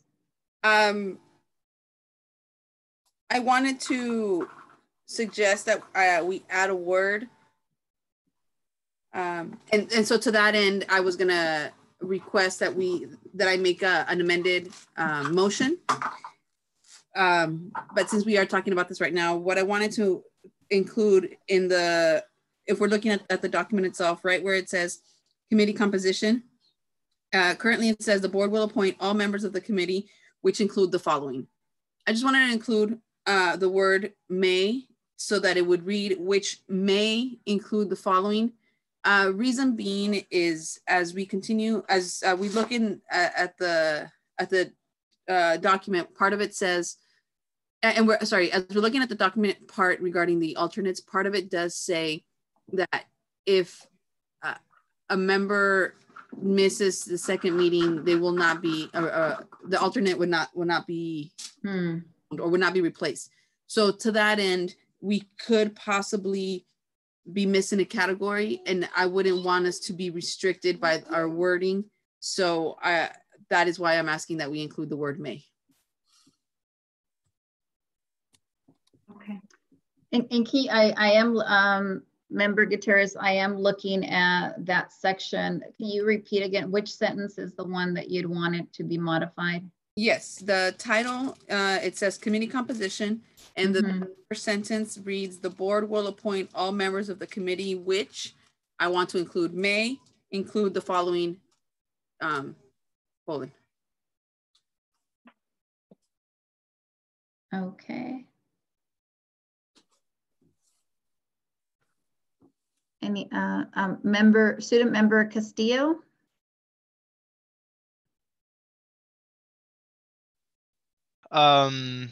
It was my understanding, we, just to clarify, we did already approve the composition of the committee at the last meeting, correct?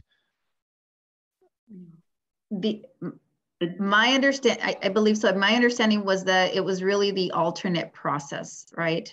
That we were going to add to this. Yes, go ahead. If I can add to this, I believe we only approved the members because the alternate has to be part of the composition. So that's why, I believe that's why the entire thing is coming back to us, the entire composition. Okay. Right, that's right. Okay, so I skipped a step, which is a motion to begin discussion. So we don't have a motion on the table. The requirement, or the proposed action is the recommended approval in the composition and charge as in the document as is. So we form a motion and then have to rescind it. If it's okay with you, I would just, I would like to make an amended motion. Okay. Does anybody have any concerns with the ask of Member Gutierrez? No, I don't. With that, may I ask for a motion and a second? And Member Gutierrez, if you'd like to make the motion. I would like to make the motion that we accept the commit. Let me just look at the exact word that way of the current. Let me get on the agenda.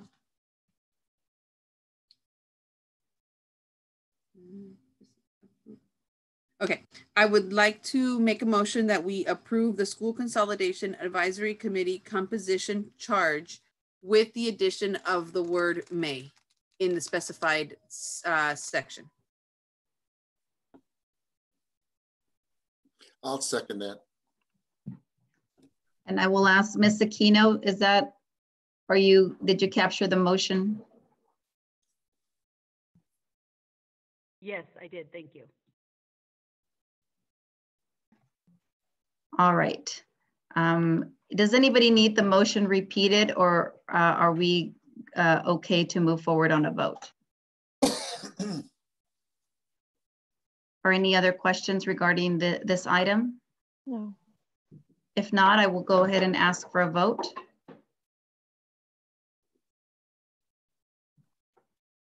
Member Gutierrez?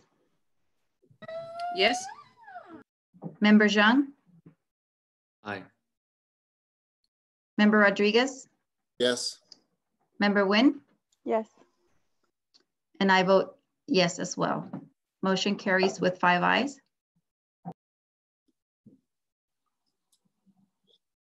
If I may add real quick, my vote was supposed to be taken first on that as well, I believe. Yes, I apologize. You should have been the first to vote. How do you vote, Student Member Castillo? I vote yes. Thank you. I'm gonna write myself a big old note right now. Apologize.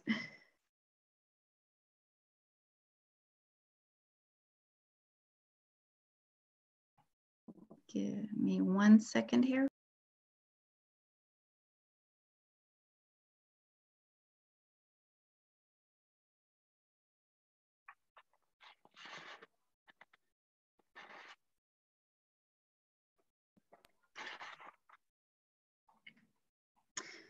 Next item on the agenda is 12.1, Declaration of Need for Fully Qualified Educators. Ms. Salinas. Yes, thank you. This new business item is an annual exercise and form that is required by the California, the CTC, the Commission on Teacher Credentialing. It's an annual process that must take place before June 30th, and we bring it forward with to be able to, in case we need a teacher with this type of credential, this allows us to be able to hire this type of credential. And before you proceed, I will ask for a motion in a second as I try to bring us back to procedure. It's a little different here, but that is also the sequence that will play out. And I will ask Ms. Aquino if we have any speaker requests on this particular item. So before we open further discussion, may I have a motion in a second to discuss item 12.1? I move that we approve the Declaration of Need for Fully Qualified Educators. May I have a second? I second. Thank you. Ms. Aquino, do we have any speaker cards on this item? I have one speaker. Thank you. And comment. Comment on item 12.1, Declaration of Need for Fully Qualified Educators. Comment was submitted by Ms. Rachel Bloom. Hello, board members and executive cabinet. This comment is coming from Rachel Bloom, the SRT at Graham and Schilling. First, I would like to wish those celebrating a happy Passover. I hope to watch this meeting and hear my comments read after this evening's Siddur. I read the Declaration of Need for Fully Qualified Educators document. It says that NUSD has been conducting a diligent search for teachers. The methods that can include distributing job announcements, contacting college and university placement centers, advertising in local newspapers, exploring incentives, participating in state and regional recruitment centers, and participation in job fairs in California. I really hope our Director of Human Resources has diligent in her search to fill positions with quality, fully credentialed candidates. I remember that when I was in my credential program at UC Berkeley, the NUSD HR director at that time came and talked to my class. That was the first time I had heard of Newark, and I am a Bay Area native. It is important that we have a capable and competent person to search for candidates. Not only that, but we need a human resources director that treats people like humans and not resources that can be easily replaced. We know that quality teachers will leave Newark if they are treated poorly by district office and site-based leadership, and teachers have. I highly encourage the board to once again make it very clear about what their expectations for behavior, professionalism, and values are when it comes to the kind of employees they want in NUSD. Thank you for your time, and Kag Smayak. That is the only comment. Thank you, Ms. Aquino. And with that, I'll hand it back to Superintendent Salinas and I'll hand it back to the board if there's any additional questions. Yes, and I know I had a couple of questions about the note on the BCLAD certified waiver. What I want to share with you is as we are moving forward with the building of our dual immersion program, and yes, within the pandemic, Dr. Wendy is working on this, and we're meeting actually tomorrow as well to look at applications from our families. But I want to note that the reason why we have a waiver there is twofold. Number one, a person who holds a BCLAD is essentially able to teach a CLAD certified class, English learners, and a bilingual class or a DLI class. So that gives flexibility to a district. But I think as it speaks to Newark, it's this. We know that we currently have some teachers who have shared interest in wanting to teach these classes. And as we move forward through the process of within the contract of how to really assign and award this class to a teacher, we know that some of our teachers who are veteran, long-standing, long-serving Newark Unified teachers may need this other authorization, which is essentially a test or it's 3 additional classes. And so we want to be able to have that flexibility for our own Newark teachers to be able to get that. So our goal is not to have to use this waiver. Our goal, like any other school district at this time of the year, is to be able to have the flexibility so that we can support our veteran tenured teachers if that's the way they choose to go forward with applying for this DLI position.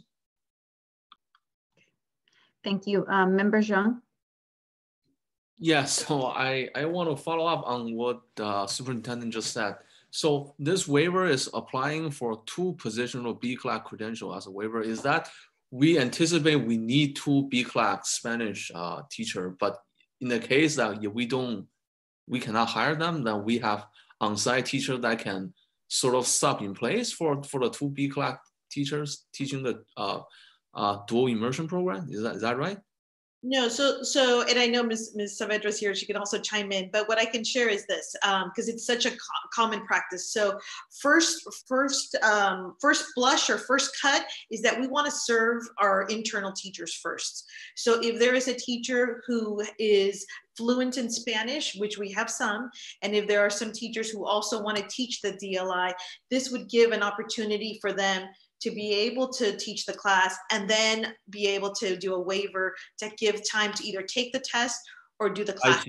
I see. So that waiver is for our teachers who are bilingual, who want to teach the dual immersion program, to teach them without the BCLAD Spanish, or they can allow them to, in the process, in the middle of the teaching, to pass the test and acquire the BCLAD credentials.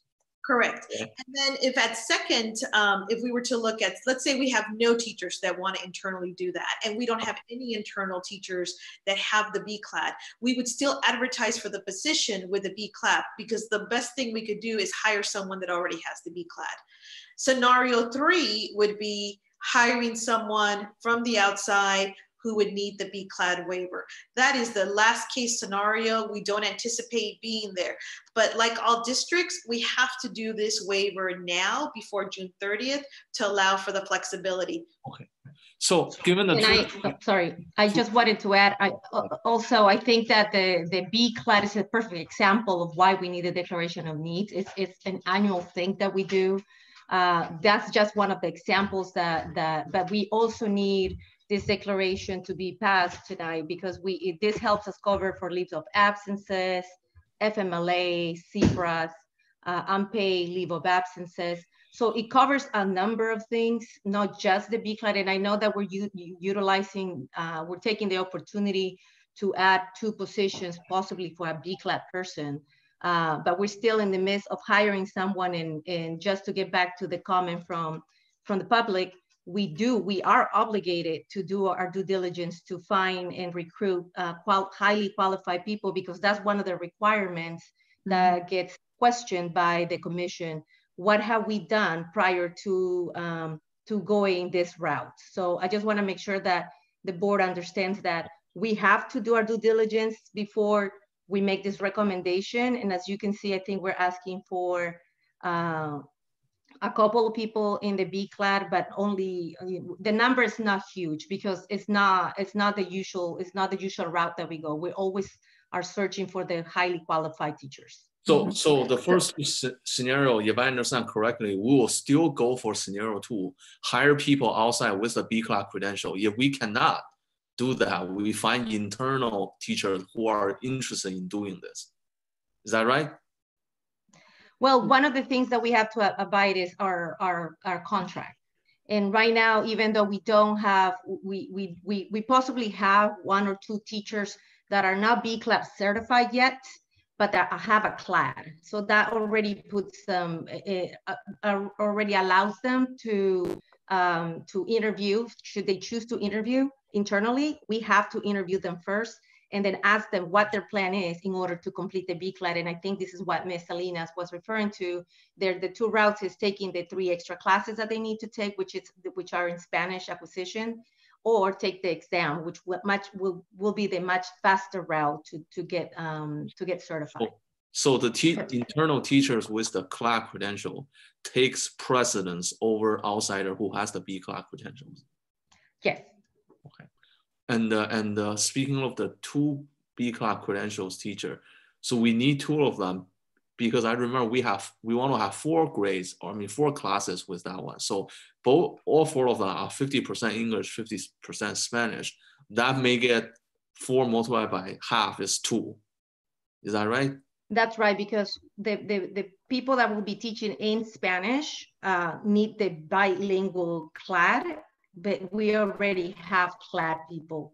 Most of the people in our district are CLAD certified. And the CLAD is meaning that they are certified to teach English language learners.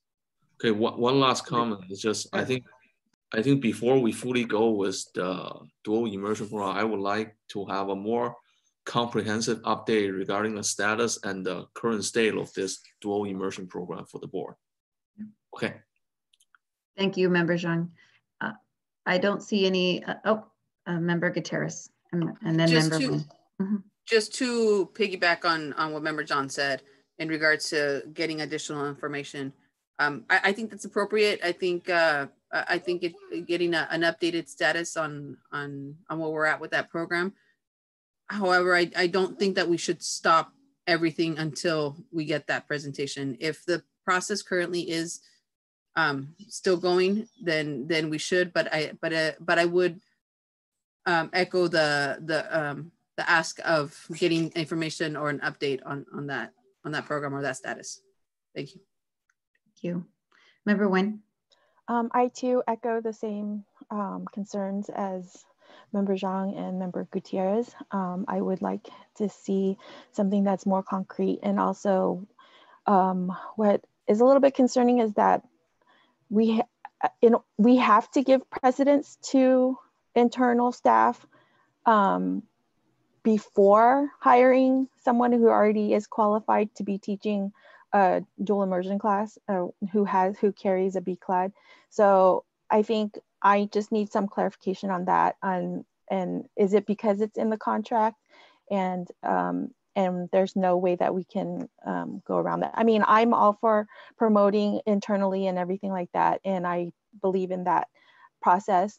But at the same time, this is a new program that we're putting in place, and I would like to see it succeed tremendously. And again, it goes back to all the needs and wants that we've had, that we want to be able to implement something that is going to be successful and have a proper evaluation process for it, and see where that goes, and not just, have a program and then see it unfold and not be successful. Thank you. I also wanted to comment on this item, and in fact, just full transparency, I had reached out to Superintendent Salinas. I think, 2 points. One, I think everyone's touched on the dual immersion concerns.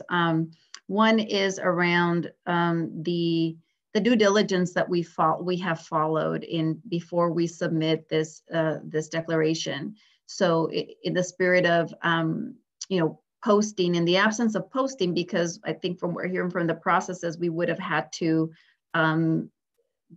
gauge from our current staff whether there's enough interest. I suppose is that what would count as completing our due diligence and searching for for candidates before we go down the path of the declaration. For these particular positions, I understand and I get that this is a routine and request that we have to make to gain the flexibility. I think it was a fair question that was asked earlier about, have we done our due diligence in looking for particular internal candidates in this case, right? Given the union, the contract constraints. Yes, thank you. And if I could add, you know, a lot of folks don't know all of my background, but, you know, with my recent experience as an assistant superintendent of HR and my supervision of dual immersion schools across San Francisco Unified and Hayward, a B-class certified teacher is a very rare commodity, like special education teachers, like science teachers. So what we're doing right now is a safeguard.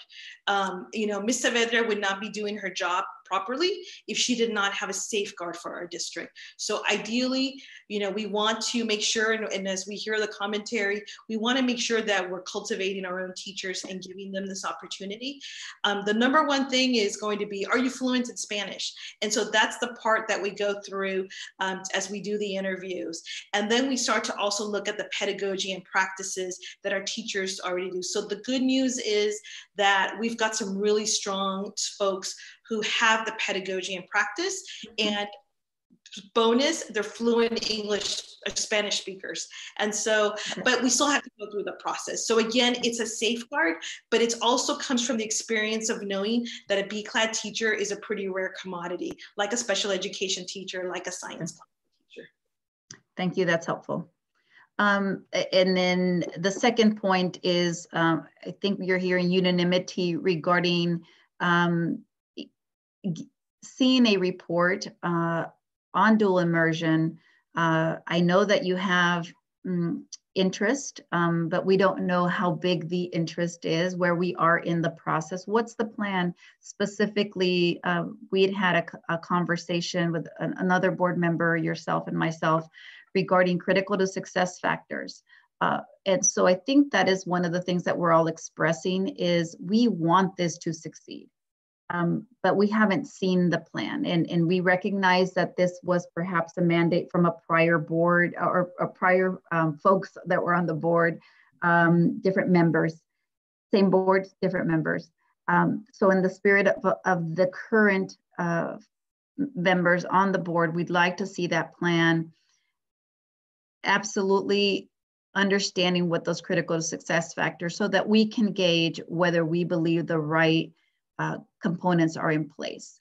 And again, right now, specifically with what we're going through with a number of changes to the curriculum, given distance learning, this adds, of course, another layer of complexity. I'm sure that I'm not telling you something you don't know, but really emphasizes the need for us to see an update ideally as early as at the next regular board meeting. Oh, that's doable because, you know, we're on a timeline and as I shared, applications are coming in and we want to be able to be responsive to our families.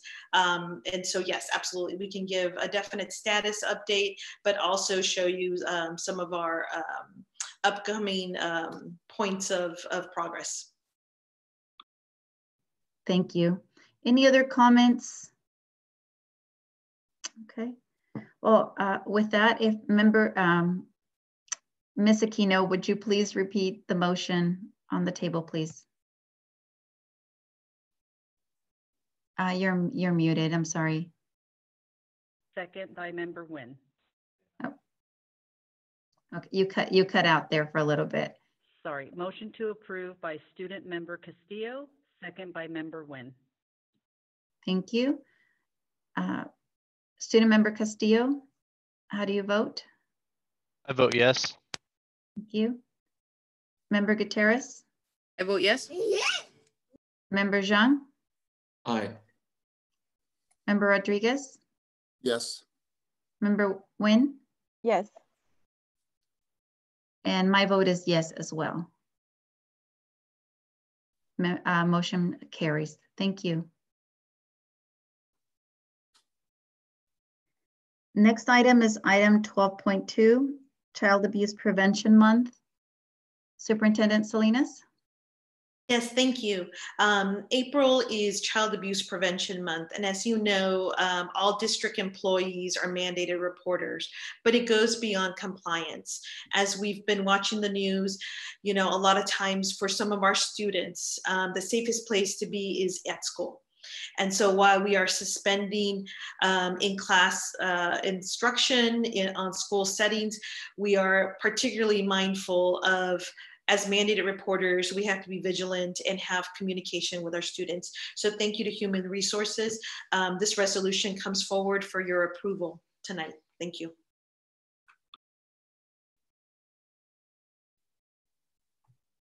Thank you for that. May I have a motion and a second to approve the staff recommendation to approve Resolution 2065?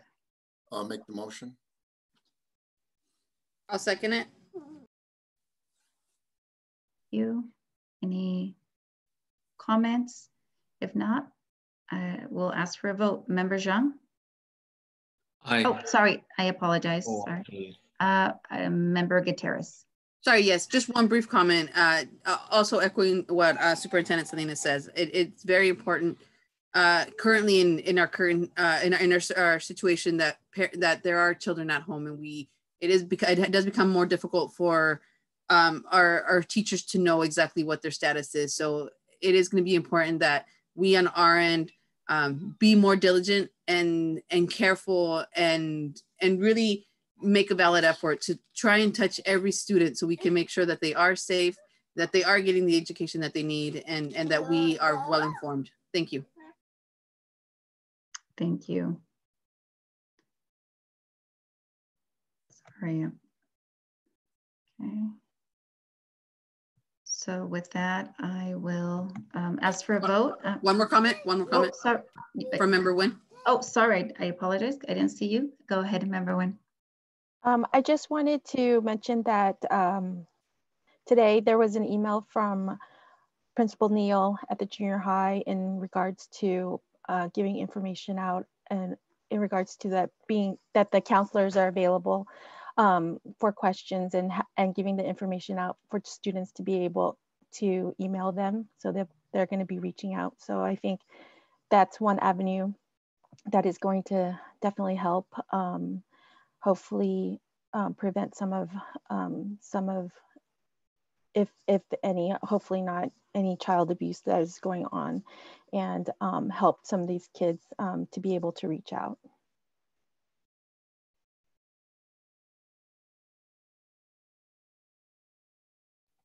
Thank you for that. I will ask for a vote to approve. Student member Castillo, you had already voted, correct? No, but I vote sorry. yes on this item. Okay, sorry. I was about to skip you earlier then. Member Zhang? Aye. Member Gutierrez? Yes. Member Rodriguez? Yes, protect our kids. Member Nguyen? Yes. And I vote yes as well. Motion carries. Yes, this is such an important, I think all of us are thinking about this. We know that in many cases, our schools are safe harbors for our children. So absolutely anything we can do to give resources to our teachers, to our counselors, Superintendent Salinas, this is absolutely something I think that's near and dear in our hearts, certainly in our minds, but certainly in our hearts. And I know at the end of the meeting, I know I have a request in terms of just making sure we understand, do we know, are all our kids accounted for, but I'll address it then. Thank you. Thank you so much. Member President Martinez, do we want to proceed with reading it, or do we skip it at this time? I actually was going to go ahead and skip it in the interest of time. Does anybody have a concern if I go ahead and do that? Okay. Moving on, I did not see many hands. So I will move on to item 12.3, Resolution 2062, classified layoffs. Before we go ahead and get started on any more comments from staff, Can I have a motion and a second to approve? Resolution 2062. I move. Member Gutierrez. I have a second. I second. Member Nguyen seconds. Ms. Aquino, do we have any speaker cards on this item? Yes, we do. We have 10 speaker cards. So in the interest of the 30-minute limit, we are at 9:20, where I will begin the public comment on this item, 12.3, classified layoffs. Comment is from Angela Lee. I would like to voice my concern about the $500,000 cuts to classified staff. Classified has been already stretched thin, and COVID-19 highlights the important work classified members are doing. The custodians help keep students and staff healthy. Food services feed the students even now. Library clerks are sharing resources with students, staff, and each other. I worry about what will happen when students return to school in the fall. Now is not the time to cut more classified. There will be a lot of work to be done. Here is just one example of the work a classified member will have upon return. I am BGI's library clerk. I serve about 450 students and their teachers. We currently have 600 books checked out. That totals about $9,000 worth of books from the library's collection, which we will need to be retrieved and accounted for. I expect a number of books will be lost or damaged. Some students will no longer be part of BGI, and past experience shows that those books are rarely returned to the library. Furthermore, the book fair, the major source of funding for the library, was canceled. So the library does not have the means to replace books for the students to study and enjoy. It will take time and effort to bring the library back to normal, and anything else would be a disservice to the students. I am the sole maintainer of the library at the site. There is no one else who can do my job.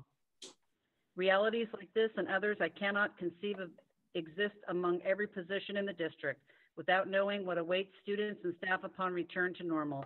Cutting more classified members is not the right action. Classified members are already working with too few hours and workers. Please reconsider making the $500,000 cuts to classified staff. Thank you. Next comment comes from Ms. Sue Eustace. I am so disappointed that the Newark Unified School Board is again going to correct their deficit spending money problems off the backs of the CSCA classified employees. In the Ryland report, it was made very clear for the last 7 to 10 years, the school board has continually laid off the CSCA classified employees to solve their spending problems. The board has made it very difficult for us to do our jobs. We do not have adequate staff now to keep our buildings clean and repaired. All of the substitute custodians work almost every day, and on some days we don't have enough subs to cover, and the schools are not cleaned that night. There is so much maintenance work to be done that they are having to work on weekends in order to get the work done. It's either that or contract the work, which is even more expensive. We do not have enough food service employees to serve our kids in a timely fashion. These food service employees are not able to make their breaks. Many are getting injured. We're also having management employees help serve food almost every day to get the kids' children fed, and I can go on and on. Please stop and think about what you're about to do. Continuing to make these cuts will be devastating to us. Please reconsider this action. Miranda Dinsmore, it is disappointing to see you are laying off classified positions after paying Ryland Consulting for their expert opinions and not heeding the advice they gave. They were clear that cutting more classified positions was not appropriate and that right-sizing the district would not include more classified cuts. I am interested to know how much these layoffs will save in reference to the suggested $500,000 cuts specific to classified. Is the 0.5 FTE management position being cut include as part of the $500,000 cuts to classified? Beth Linus, Music Elementary School Library Clerk. Thank you for reading and considering this appeal. In these strange times, when we are unable to come to speak to you in person, this may be the only way we can make our voices heard. I want to comment specifically on the agenda, new business item 12.3, resolution number 2062. I also want to call your attention to the great value and the very necessary services delivered to our students, teachers, staff, and members of our community by the very diverse group categorized simply as classified employees.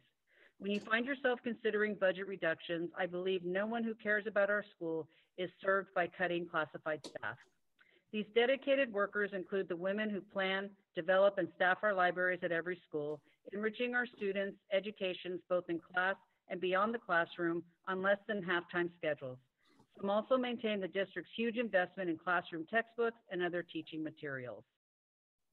They include critical workers who provide childcare for so many students whose parents' lives and schedules don't perfectly match the schedules of classes in our schools.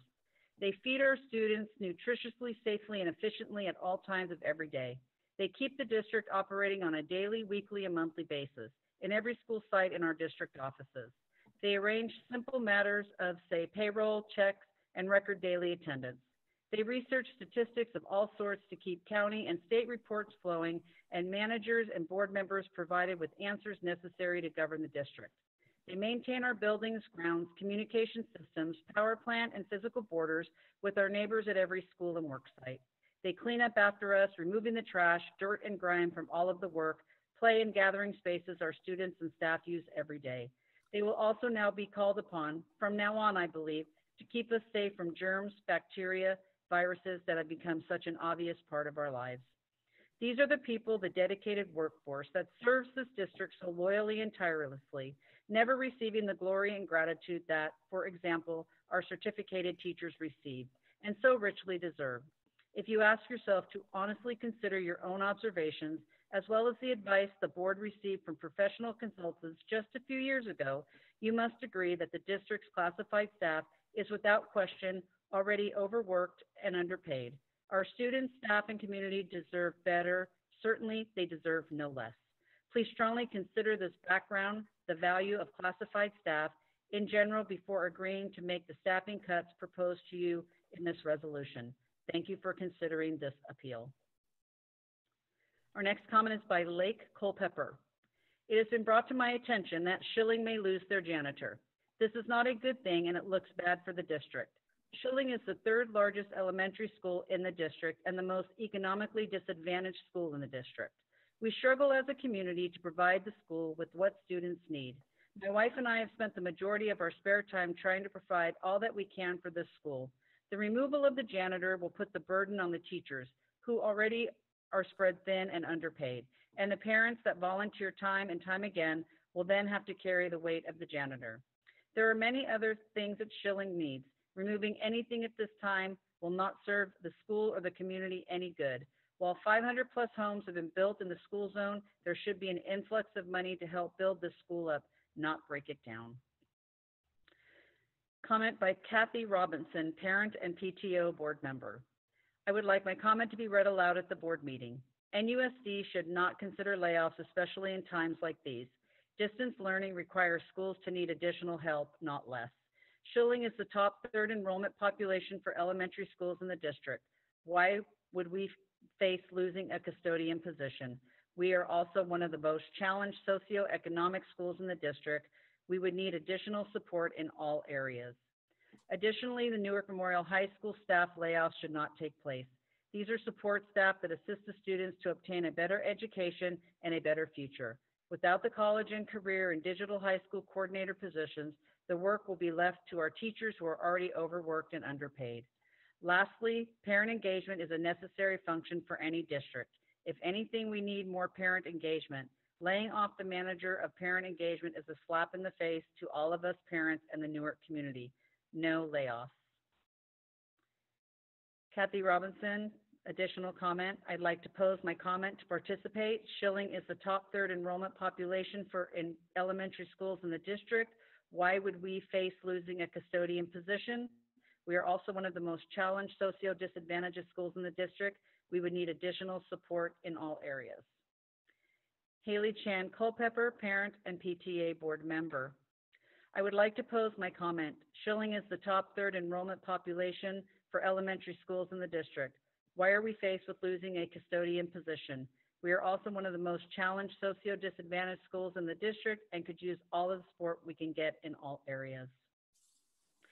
Sharon McDonald, Newark Memorial High School Computer Tech. My name is Sharon McDonald. I am one of the classified you want to lay off. I would like to ask you to reconsider this until another time. perhaps after first semester. To lay us off in this most unknown critical time in our lives is an added stress that I think you could hold off on. I started in 1995 part-time at Schilling as a library clerk, then went to the high school in 1999 as a tech, but soon my position became digital high school program coordinator. It was part of a grant that was back in the 2002-ish, along with the high school tech grant. It was at a time when technology was starting to be developed at our school site. But the title stayed the same, and in essence, I am a computer technician, information technology. I maintain, install, and troubleshoot all tech on campus, over 2,400 student Chromebooks, the 75 laptops of staff, front office, counseling, and career center computers, and all printers and now smartboard setup. What I can do, I ask for help from IT. I am the extension of IT. Typically at the end and beginning of the year is when things are distributed and returned. Throughout the year, it is everything else in between. At this time, if you were to release me now, there would be nobody to take care of all beginning of the new practices, getting teachers set up. Perhaps you could reconsider at this time whether or not to lay me off. Thank you for your time, and please be safe. Michelle Capuz, parent, board member. I would like to offer a comment to be included in this meeting. I'm very upset to hear we are losing a custodian. Schilling needs this. We are one of the most social disadvantaged schools in the district. Why is this happening to us? Schilling is the top third enrollment population for elementary schools in the district. We need this support in our school. That is all public comment on that board item.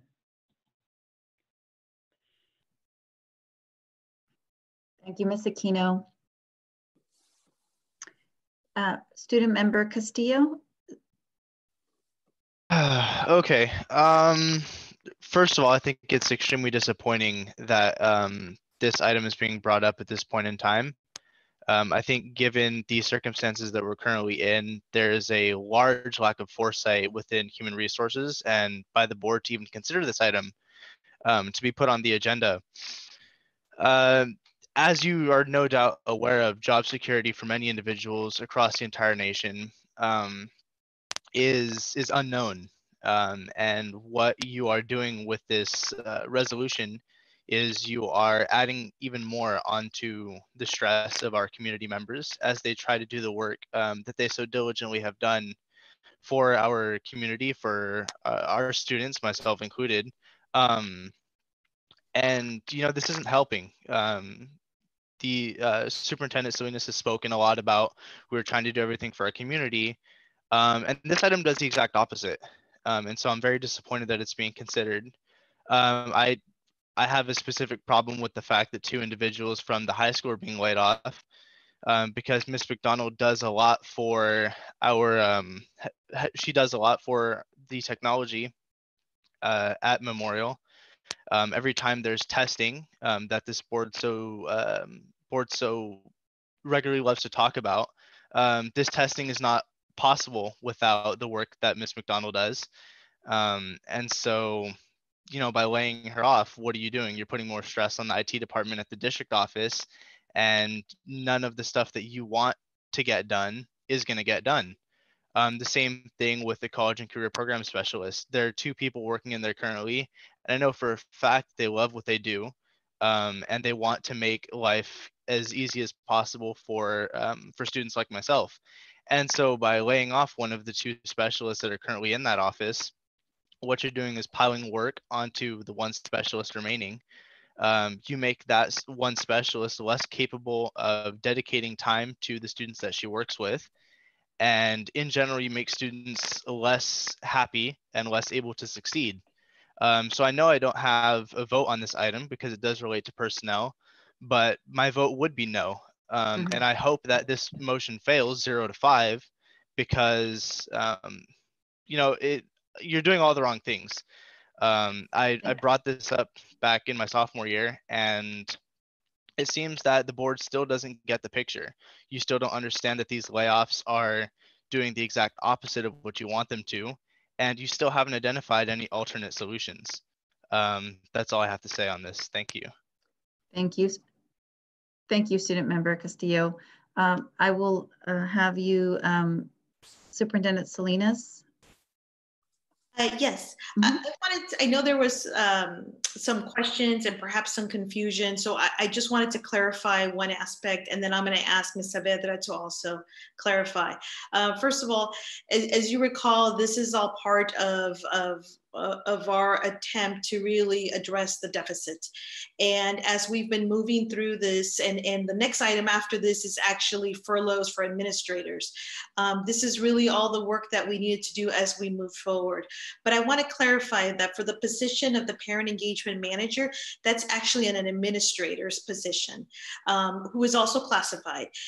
With this position, we actually are the county, Alameda County actually pays for 50% of the position. And for this year only, we were able to absorb some of it within the LCAP, knowing that it was only for 1 year. So that's why we have to formally reduce it.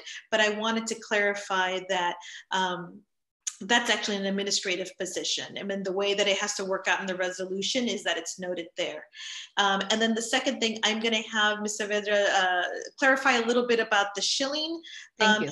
And then also certainly speak to that as we're working with the site administrators, they can also look within budgets to see how to absorb some of the need. Because as we looked at all of the positions, and as we work with our labor partners, we saw that we did an analysis of knowing that we had to make some cuts, but at the same time, you know, this is how we were bringing this forward. So I'm going to ask Ms. Saavedra to clarify about the shilling custodial position.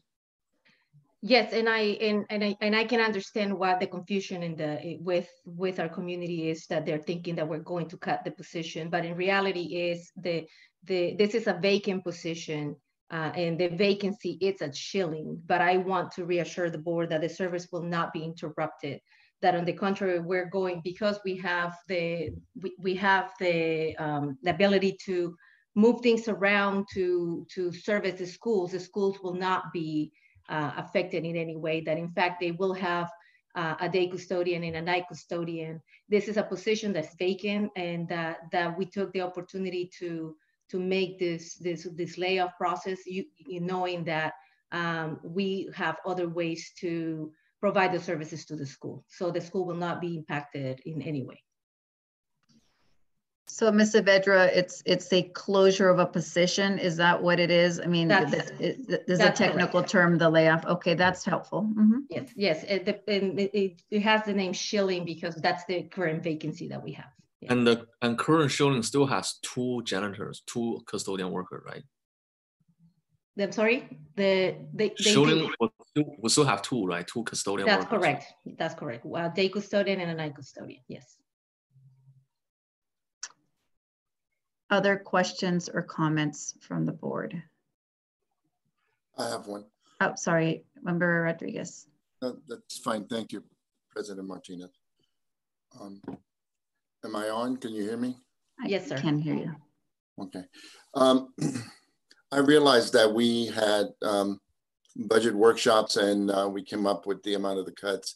I felt at that time, and I feel now, that they're very excessive, and that the timing with what's going on now, and the fact that in a few weeks we're going to have the May revise, there is uncertainty, and I think that passing this right now it's not a good move. I'd like to see more discussions with HR and the classified union people to come up with alternatives, and so we can reduce the amount. I realize that there are going to be some cuts. I just feel that the amount is excessive, and I'd like to see more work put on it to kind of break it down.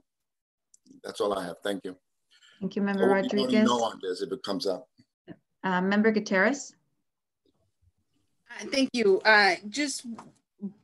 Thank you, actually, Ms. Saavedra, for the clarification that it is just a position, a role, not an actual person.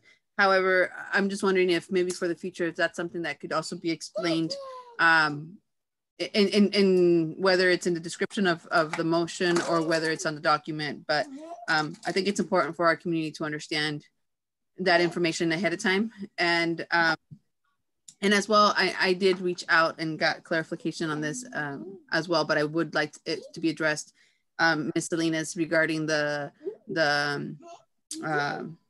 career center person at the high school, college and career center. I think it's important that it's such an important role for our students, as Mr. Castillo mentioned, and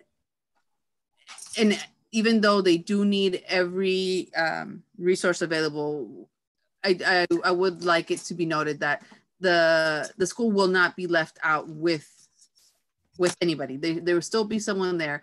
I do understand Mr. Castillo's concern that they do need more. It is such an important position, but can you please speak more to that, Ms. Salinas? Yes, you know, when we started to do the analysis and looking at a high school of this size and comparable with surrounding districts with their high schools, surrounding districts have one college and career classified position, in addition to certainly our counselors that worked hand in hand.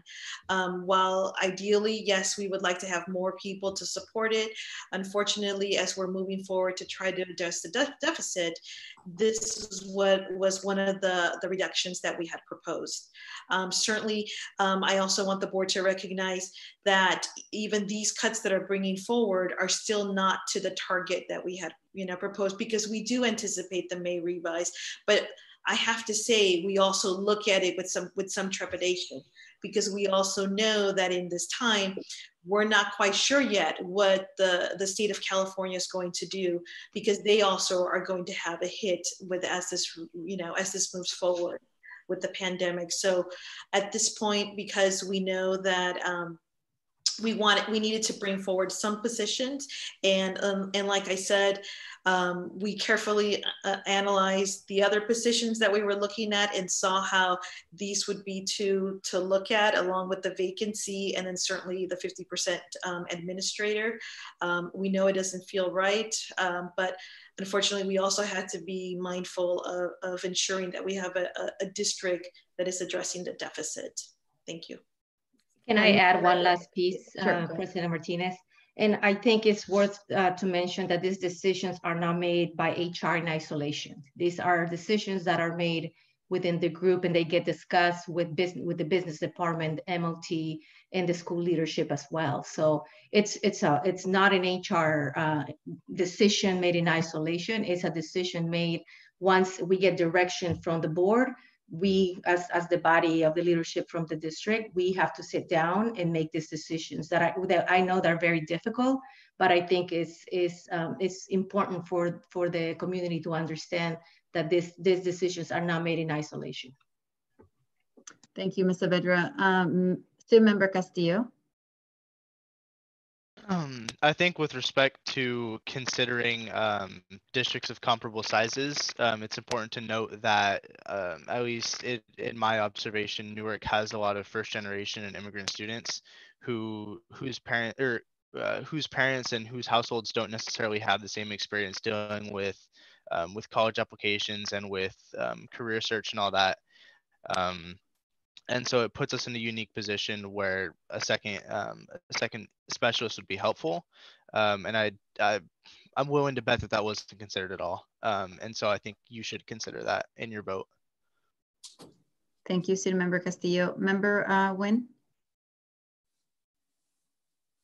Also, I was wondering if our current IT staff, in correlation to the on-site IT support that the students are getting, are they going to be able to offset this position being eliminated?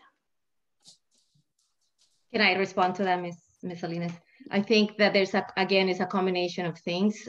We do have counselors at site, and because we have a lower student enrollment, we looked into that. Who are the people that are going to be supporting the students in this role, and the answer that we came up with was counselors, and counselors are doing a lot of this stuff anyways as it is, which is why we identified this position as being one that the reduction, yes, we know the impact, of course, and the more, if we had a way to keep the position and fund the position, we would love to do that, but at this point we can. And so in that matter, we have our counselor supporting. We also have IT that's already supporting the other position. So we feel that not ideal, but the things will be that we will have a support system for the high school. How many current IT positions do we have, and how many and how many students and faculty and staff are they currently supporting? We have three. We have 3 technicians. We're currently hiring 1 more, and then the manager, the IT manager. As you know, we recently lost him to another district, so we will be actually hiring we are hiring for those positions as it stands. So we will have a total of 4 people in the IT department that can be supporting the site. I can't really tell you how many students altogether, but they do support the district in general. Yeah, and I can add currently and historically, the tech department also supports the high school. It has not been a left alone site to rely specifically on this position. They also support the high school. Member Wynn, are you done? Yeah, with I'm your done. question? Thank you. Thank you. Thank you. I wanted to ask a question about timing, because that is a point. The reality of what we're voting on, or the discussion that we're having, this was a direction that the board gave to staff some weeks ago. We need to reduce costs. Regardless of what the answer comes back, it's not easy. It's a difficult decision. But so before we get into the process, it's just a question about timing. Nobody would have, never a good time, but this is just the complexity of the situation. What is the timing that where we need to make this decision, or where we need to make these cuts, assuming that we move forward with this? What's our timeline? Yeah, I can add, and then Ms. Saavedra, if she wants to add, but what I can share is, if you recall, we first came forward with the certificated timeline that by Ed Code had to be noticed by March 15th. Mm-hmm. And at that time, we noticed the certificated positions and also gave the certificated managers, including cabinet, including myself, our letter for our furloughs. And then what we shared at that point was that in April was when we had to bring it forward. And the reason why is because there is a timeline that if an action it has to be taken within a certain number of days. I believe it's 60 days, because if you miss that 60-day timeline, then you are obligated to continue to pay beyond it. And so at that point, we would not realize the full cost savings, and we would have to again look at the budget at that point to see what other reductions would have to be made.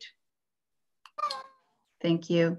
And can I just add as well, we do have the language in the California Ed Code attached to the documents that we provided tonight, the 45117, that states that before April 29, we need to inform the people that will be affected by this layoff.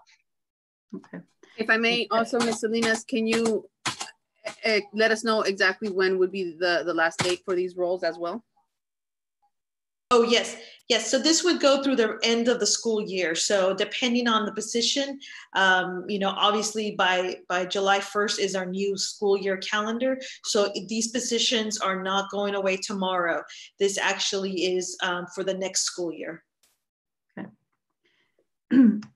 Thank you. And I do want to comment again about, as we move to a vote here, the things that we do need to consider. As we hear back from our stakeholders, but us as a board, and I could only, I suppose, speak for myself as I think about it. These are, once again, I have to repeat, these are very difficult decisions. But frankly, this is one of the reasons we're here, is because these difficult decisions weren't taken frankly, years ago. And it feels like every month or every quarter we're talking, or the next 6 months we're talking about cuts. So in this case, as I think about the direction that we as a board gave staff when we had the workshops, and I ask all of us as a board to remember that we asked the fact that we needed to find a way to get out of deficit spending. We can't, it is not our job to tell you how and in which positions. So we have to trust that you did meet, as you've stated, with the site administrators, with the different program folks to come up with these recommendations. So I do want to make sure that that we as a board take some of that responsibility, and to Ms. Saavedra's comment, this is not a decision that she takes in isolation. It is a direction that she's carrying out in communicating with other folks. So I did want to state that, because this is not an easy decision and conversation for anybody. But again, these are the decisions before us. Member Nguyen, is that a request to speak from before, or did you have something else to add? No, it's okay. I will lower my hand. Okay, thank you. Point of order, I think we should move to extend the meeting time, probably till 10:30 or 10:45 or something.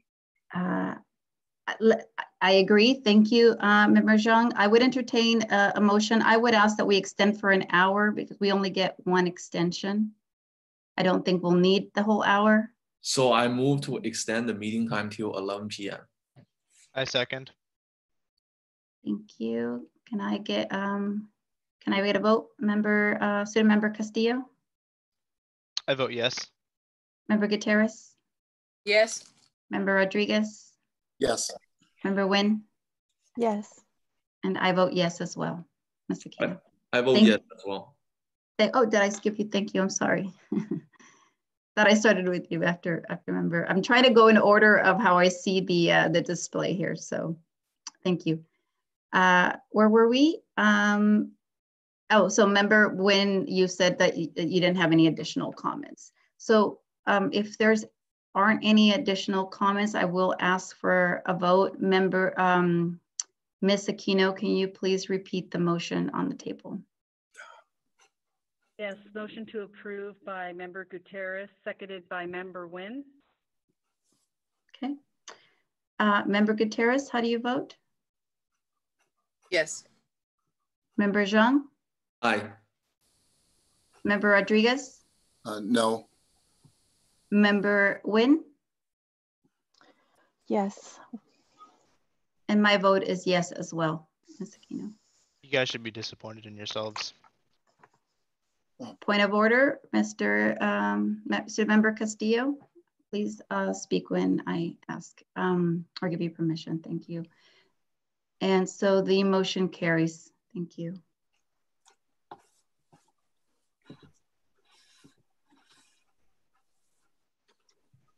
Okay, and with that, we move to item 12.4, resolution number 2064, reduction in workdays for classified management, confidential, and supervisory employees. May I get a motion and a second?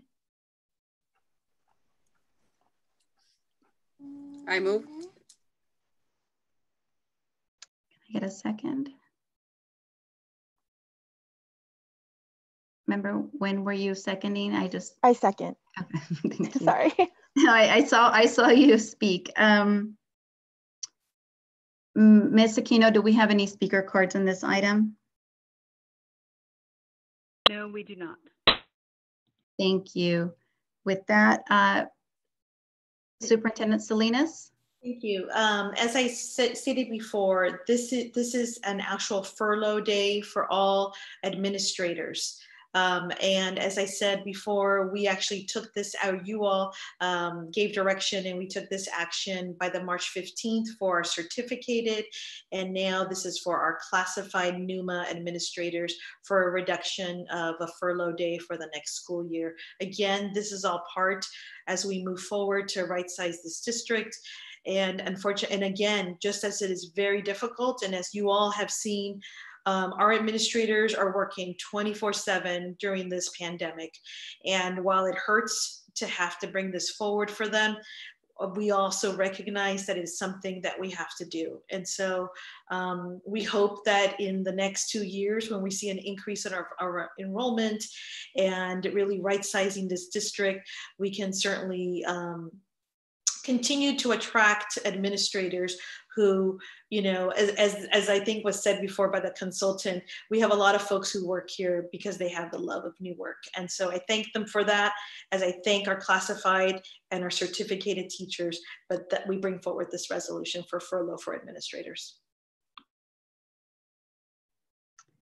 Thank you. Any questions or comments from the board?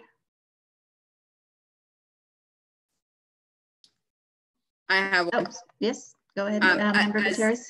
Thank you. As important as our previous resolution passes, so are the members being affected here. So I think it's important that we know that this is not being taken lightly, and we understand the implications that it has to each individual here, and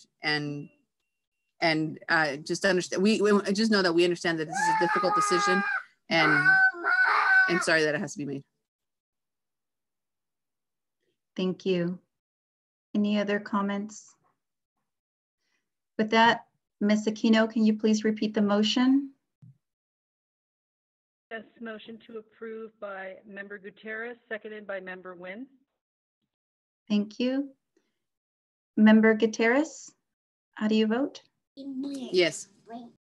Member Zhang? Aye. Member Rodriguez? Yes. Member Nguyen? Yes. My vote is yes as well. Motion carries with 5 ayes.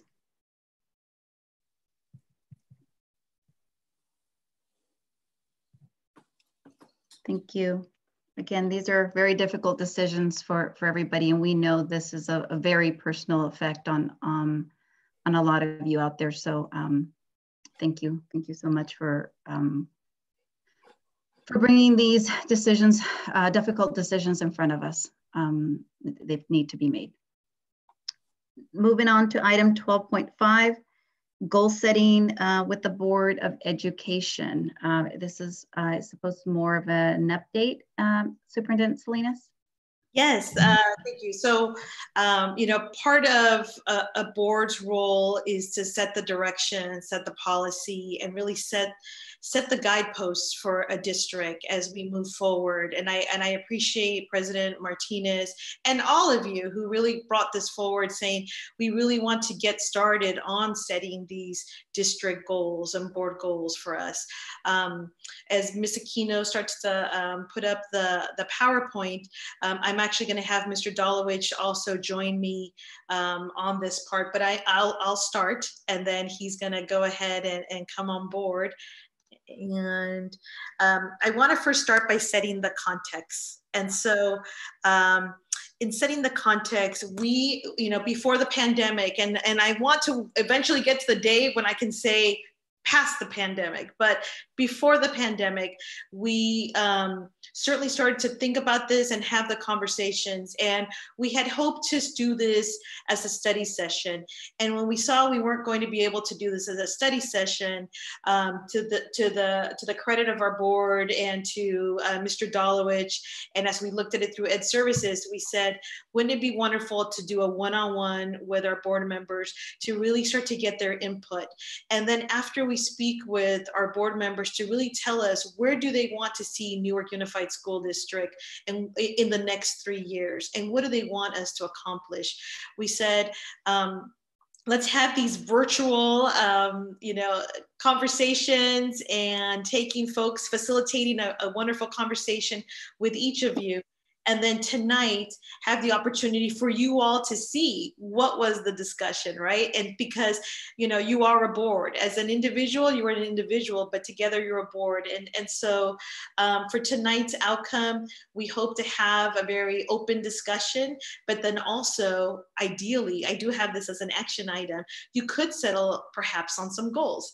So I'm going to start with giving a little bit more background. So if you can go to the next slide, Shar. Ms. Aquino. So why does a district need board goals? You know, why do we need district goals? Well, candidly, it's because our strategic plan needs to have the guideposts and the direction of the Board of Education. And so our strategic plan is our LCAP.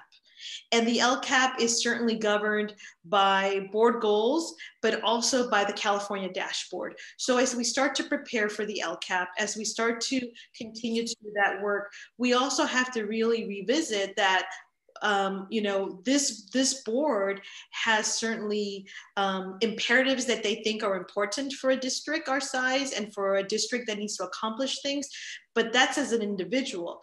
But you all need to kind of come together to really calibrate with each other as to what is important.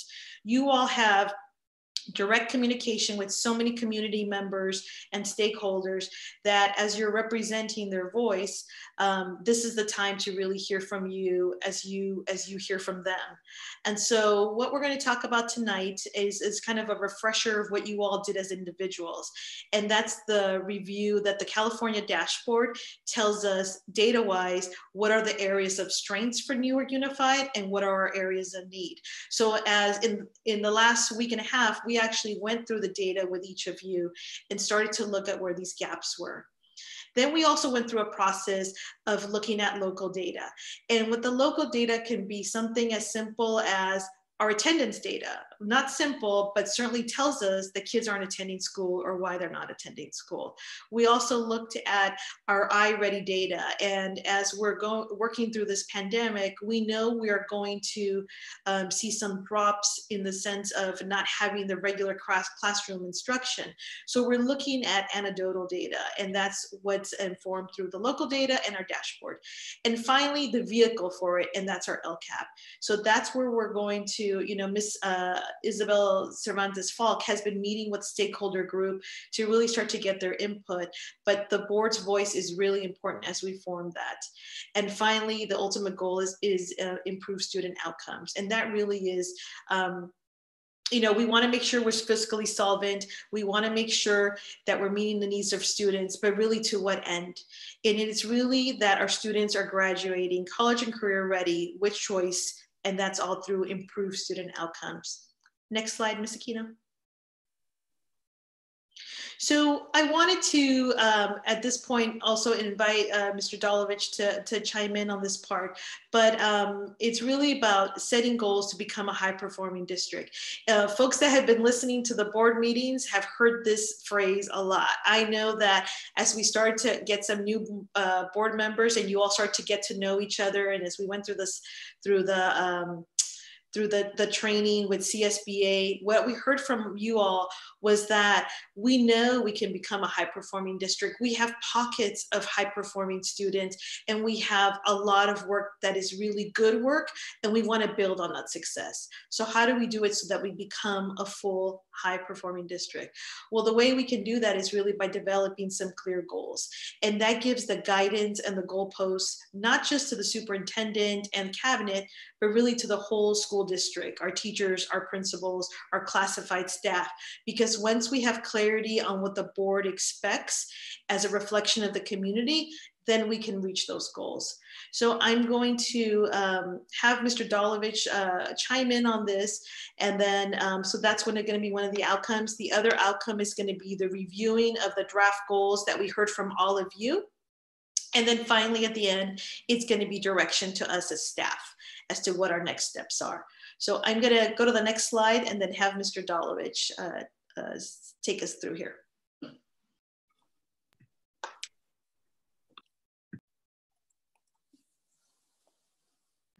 All right, thank you. So just to continue on, and we had those individual meetings, I think what's important to note is ultimately the board drives the big picture, and that's going to drill down and affect how we allocate funding, how we support certain school sites. And what we heard over and over in our meetings was repeated themes when it comes to culture and climate, when it comes to achievement for students specific to gaps in the data, specifically at our secondary schools, and also with respect to vertical articulation in terms of the benefit that we heard before and throughout this meeting of being a tight-knit community. How do we prepare our graduates for both college and career? How do we improve ROP, our relationship with Ohlone, different agencies and organizations to allow our students to have internships, and then ultimately to be able to select the college or university of their choice. And so different board members felt strongly about different goals, and you can see three before you. NUSD will ensure each student is prepared for college and community success. NUSD will create a school district that holds itself and its partners accountable for superior outcomes. Woven in there could be something with fiscal solvency, because that, as we heard from the superintendent search and as we heard from the board in terms of what you inherited, that is a major point or issue of contention. NUSD will ensure a culture and climate that promotes committed, highly skilled, and passionate educators. Ms. Aquino, could you move on to the following slide?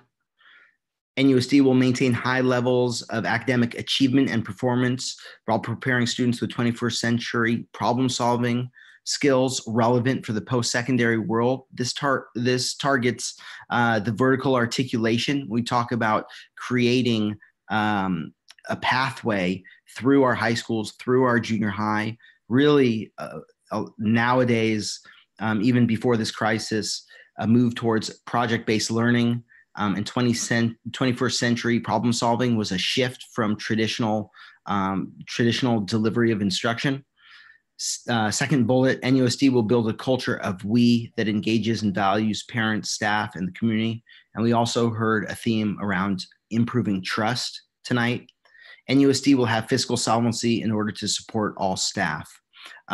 So from our conversations on this slide, there was interest specifically in that middle one, also in the fiscal solvency. And so I wanted to really open it up to board members to see if we can agree to 3 or 5 of your choice.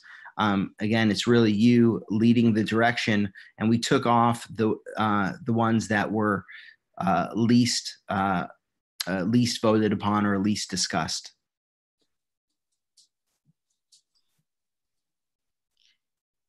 And so, President Martinez, because as I'm looking at they're in front of us, and so I can't see if folks are raising their hand or not. So I'm gonna maybe, if you want, like maybe have each board member give some reflection or share some and start the discussion. It's hard because we can't see the whole thing on the screen, but I can't see you all. I just expanded to see almost everyone, but I cannot. So. Actually, yes, let's maybe go round robin and ask everybody to weigh in. Member Gutierrez, would you like to go ahead and weigh in first? I do understand that we could pick 3 to 5, but if it's just a matter to start off with to pick 3, I do like the give me 1 second so I can get the one that's, I don't see the on the previous page. I got this. Okay. No, the one right before that. Sorry about that. The one that said the 21st century or after. Yeah. So will maintain high levels of academic achievement and performance while preparing students for the 21st century problem solving skills relevant to post-secondary world. I think it's important based on our location and Silicon Valley, our tech companies nearby, that we do prepare our students for the 21st century and have them ready for the work field that is around us as well. Now, Ms. Aquino, if you can go to the previous goals.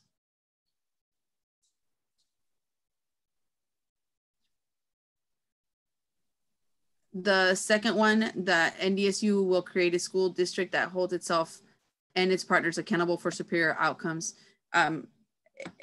Unfortunately, we have had a track of some lack of accountability. So I think this is important to move our district in the right direction and show that we are going to be, we will be making sure to hold ourselves accountable, and that says there, have superior outcomes.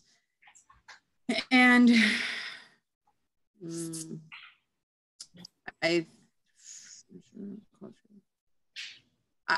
a little bit, I'm a little bit torn between both of these two, the first one and the third one here. Ensure students are prepared for college, career, and the community. However, I think it's also very tied in with, give me one second. Ensure cultural climate that promotes. Okay. I would go for the first one. Ensure students are prepared for college, career, and community success. Now, I do want to note that I know that a lot of these are very focused on student learning, and our goals need to be more than that. They also need to focus on the culture, also need to focus on the community. So I will name those as my top 3 right now. Thank you. Thank you. Member Nguyen, would you like to express your top 3 as well? Yes, hold on one second. I lost my page. Can you come back to me, please? Sure, of course. Member Zhang?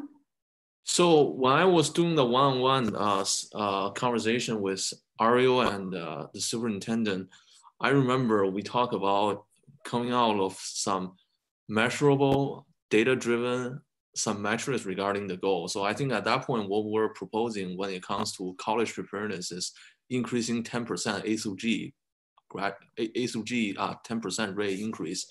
And speaking of the academic performance on the first page, we're talking about 5% increase in both math and reading for social, economically disadvantaged students. So for these sample goals, I think when we finalize the goals, yeah, I would want, and then in US we will ensure each student is prepared for college, career, and community success.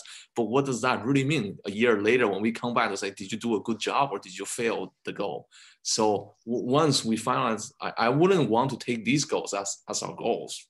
Like I think if I may add, Member Zhang, and I apologize for interrupting.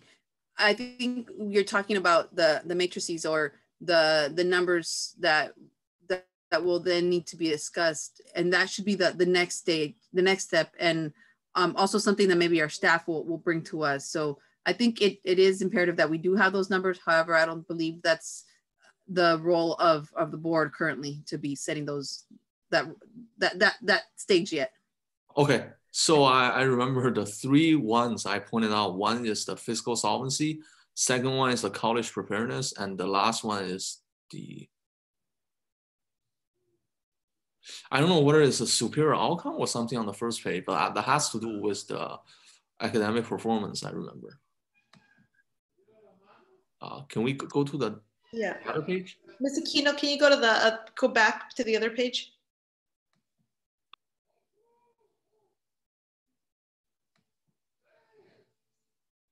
Yeah, now this is the 21st century problem solving skills. Okay. Yeah, I'll be my 3. Right. Thank you, Member Zhang. Are you ready, Member Nguyen, or would you like? Yep. Okay. My top 3 is NUSD will build a culture of we that engages and values parents, staff, and the community. And NUSD will create a school district that holds itself and its partners accountable for superior outcome. And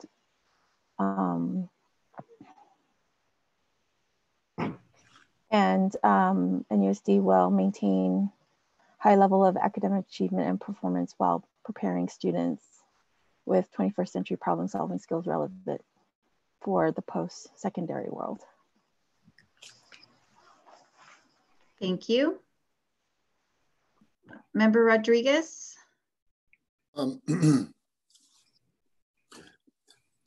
want to commend our new board with moving forward on goals in spite of the fact that we're in the middle of so much, crisis or challenging times. I want to go to the other one where it says community success. I think that's on the next.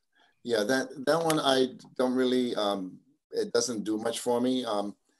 The community success part, because unless we're talking about when a college student comes back into the community and decides to, you know, get more involved in as a you know, young adult after they're done with college.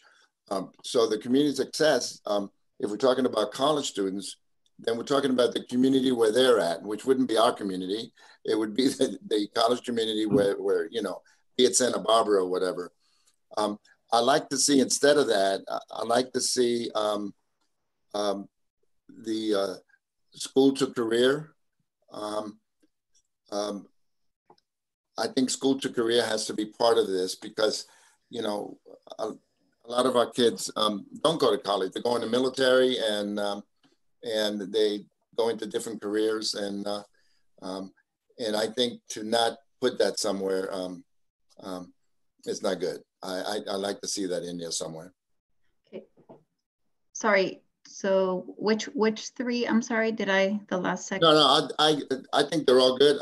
I'm just focusing on the first one here. Okay. Gotcha. Instead of community success, I would like to see school to career.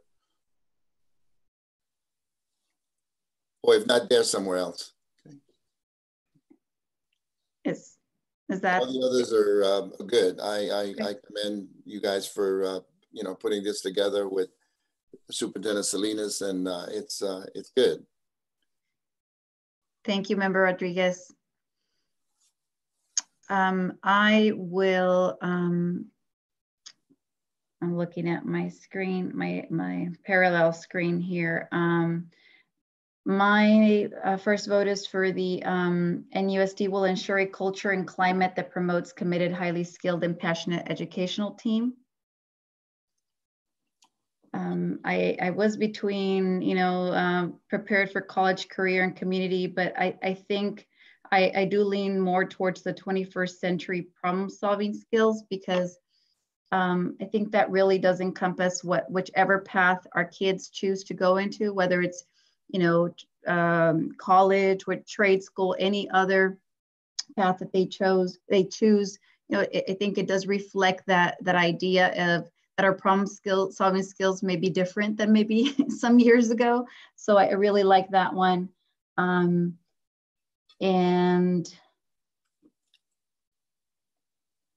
I'm torn between the last two because I think fiscal solvency is kind of like a given that we have to have, but I think we are missing community in some of the other ones. We talk about staff and we'll call our internal stakeholders, but we're not talking about community and parents. So let me, my vote will, the third one will be the culture of we.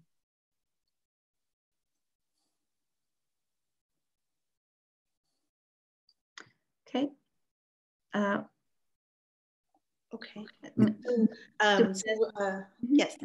And I think it would be interesting to also hear if a student board member Castillo wanted to give any kind of input. I know this is for the future, but it would be really interesting to hear your perspective and weighing in on this as well. Sure. I definitely support the second one. Newark Unified will create a school district that holds itself and its partners accountable for superior outcomes. I think that one's pretty self-explanatory. The next one would be Newark Unified will maintain high levels of academic achievement excuse me, and performance while preparing students with 21st century problem solving skills relevant for the post-secondary world. I think what I hear from my teachers every so often is that like the freshmen that are coming in don't necessarily have some of the skills that are needed for the world, and it's kind of difficult to teach those on top of teaching the curriculum that they're supposed to be teaching. So I think that would be important, especially in earlier years. And I don't know what the teaching methods would look like for that, but I think just looking into it and creating a curriculum that's more geared towards what the 21st century workplace looks like, that helps. And then the other one is NUSD will build a culture of we that engages and values parents, staff, and the community. What we heard from the McPherson Jacobson consultants was that overwhelmingly staff felt like left behind and not valued as much as they should be. And so I think that culture, that relationship between district staff, the board, and faculty is something that's necessary, and it should not be overlooked under any circumstance. So as the district sets its goals for the next couple of years, I think that's something that every one of you should be working on. Thank you. Was this helpful? Did we end up with the same spread? Yeah, no, a little bit better. So let me, and then I'm going to ask Mr. Dolovich to check me. So here's where I saw the top vote getters. So the one that had the most was NUSD will maintain high levels of academic achievement and performance while preparing students with 21st century problem-solving skills relevant for the post-secondary world. And then the second was kind of a tie.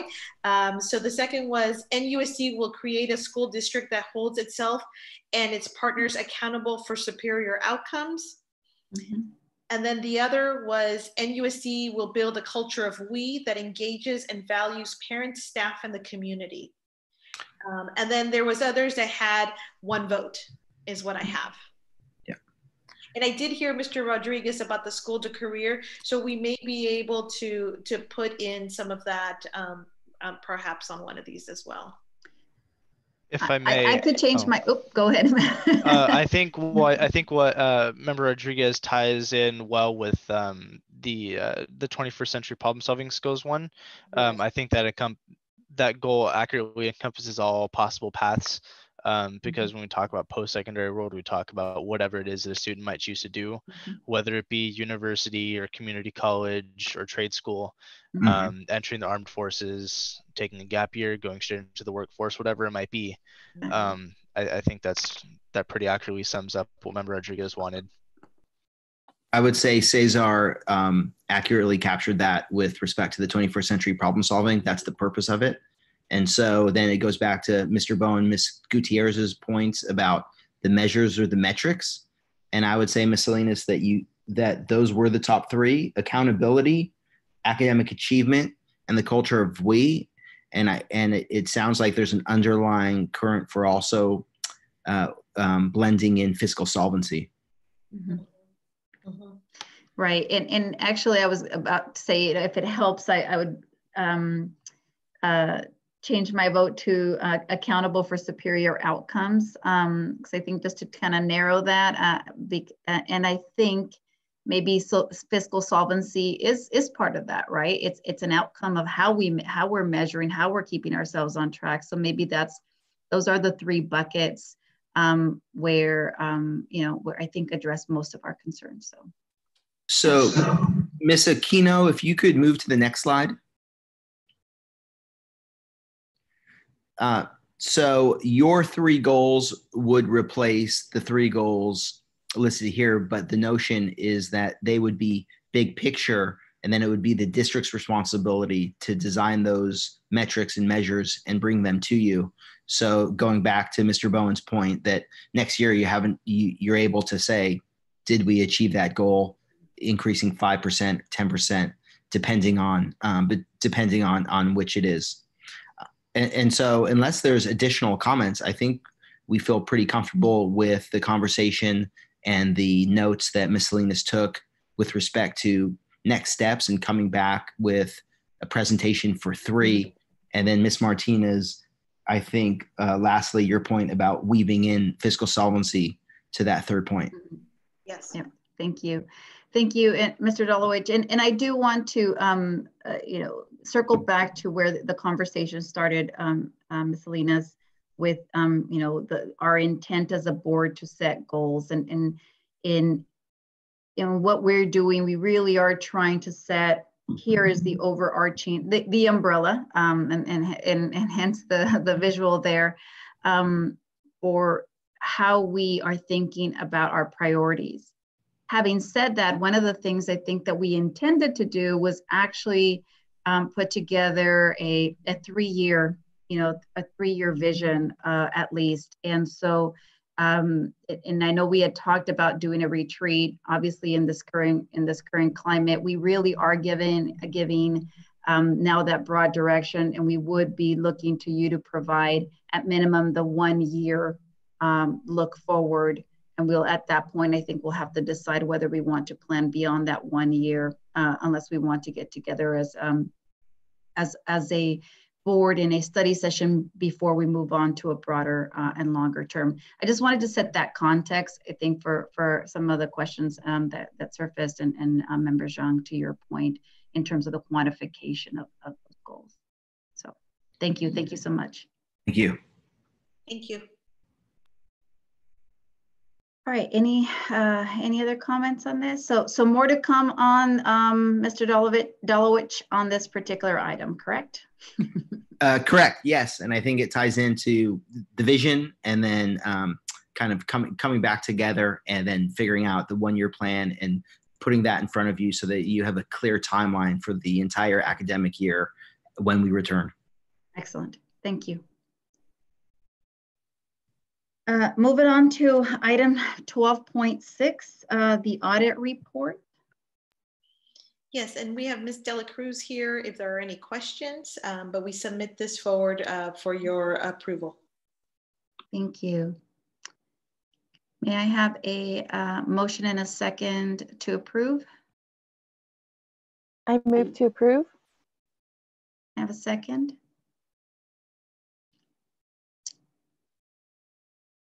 I'll second. Thank you, Member Gutierrez. Any comments or questions regarding the audit report? If not, Student Member Castillo, how do you vote? I vote yes. Thank you. Member Zhang? Aye. Member Nguyen? Yes. Member Gutierrez? Yes. Member Rodriguez? Yes. And I vote aye as well. So motion passes. Thank you, Ms. Dela Cruz, for preparing the summary. Thank you. Item 13 is the consent agenda, the personnel report. May I have a motion and a second? I move. Second. Any comments or questions? Okay, please vote.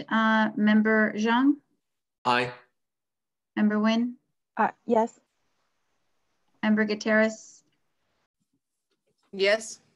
Member Rodriguez? Yes. My vote is yes as well.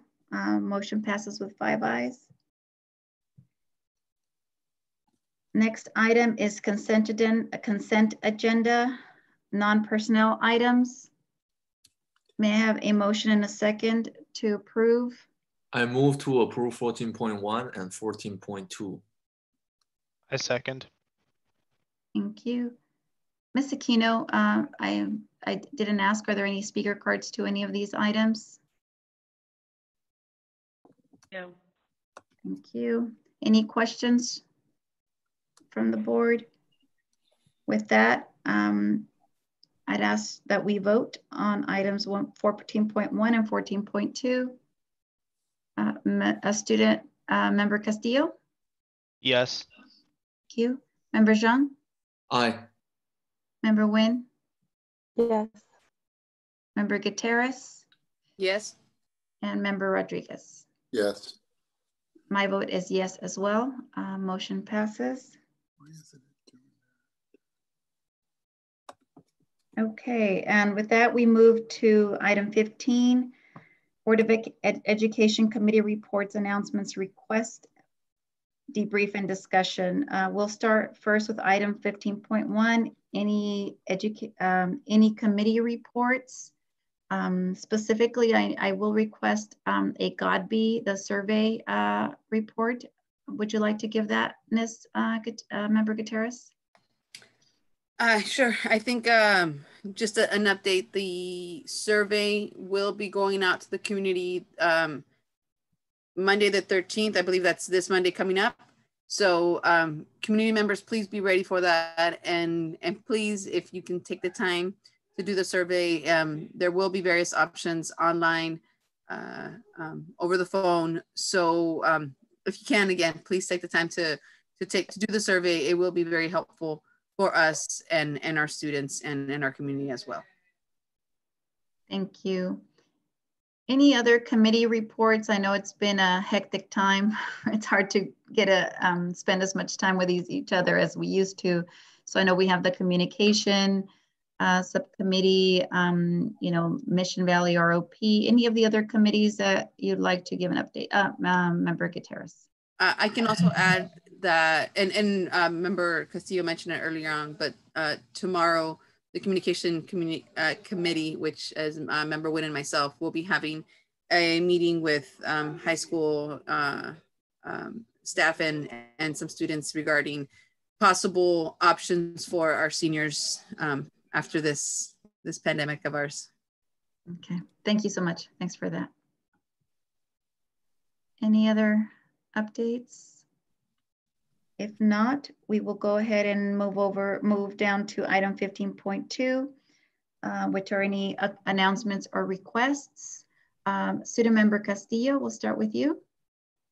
Okay, thank you, President Martinez. So I'm sure you guys saw it throughout the meeting as I was moving around a little bit, but I am wearing my UCSB sweatshirt.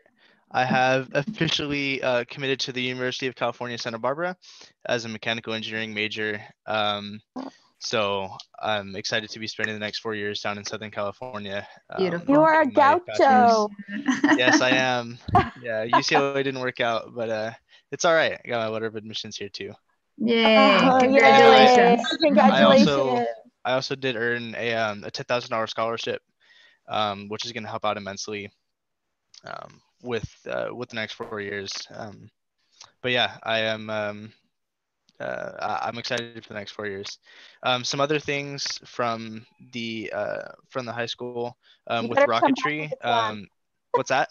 You better come back with a tan. Yeah, maybe.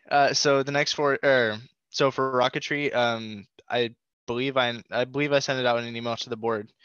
But the national fly-off in Virginia was canceled for this year. It's been postponed to next year. The same rules that the teams have been working with this year will remain in effect. So it'll just be basically another year of working with the same rules. But for my team, which is mainly seniors, we are entering the presentation competition. And so we'll be creating a slide deck that will go to judges and they'll be selecting some finalists. So for my team, who for a lot of them, it's their last chance to win any prizes, we'll be giving that a go. And hopefully we're hoping to win something. We're hungry for it. And then the other thing was regarding mental health during this time. I know it's been on everybody's mind. You know, people are saying, "Oh, this shelter in place is making me go crazy. I've got to stay in my home for the next few months." And yeah, no, it's a very real feeling. I want it to be understood that, you know, students are we're trying the best that we can, and things are a little bit tough. And so we ask that teachers especially, you know, I know work still has to go on, but students are trying our best. And sometimes, you know, there are off days. Everybody has off days. So I would like everybody to be aware of that as we move through this this pandemic and our response to it. Thank you, Student Member Castillo. Member Rodriguez, how about you? I will be sharing emails that I have from Superintendent Hansen for the RP. I'll be sending them over to the board. I wanted to wish everybody a happy Passover and Easter, and just try to, you know, stay safe and stay inside as much as you can. Thank you. Oh, wait a minute. One more thing. I didn't say it earlier, but the way the staff has handled the giving out free lunches to the kids, it's just been great. So many people involved, and I realize it seems to change. Every week it changes a little bit, but the community appreciates it, and it's just when you see staff out there giving out the bags of food and stuff, it shows that they're really excited and serving our community, and it's appreciated. And so be safe. Thank you.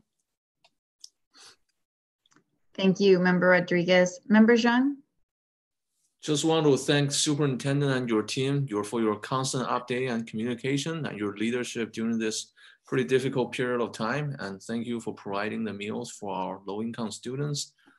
And at the same time, 24 members of our community contracted the COVID-19. So we pray for their speedy recovery. That's it for me.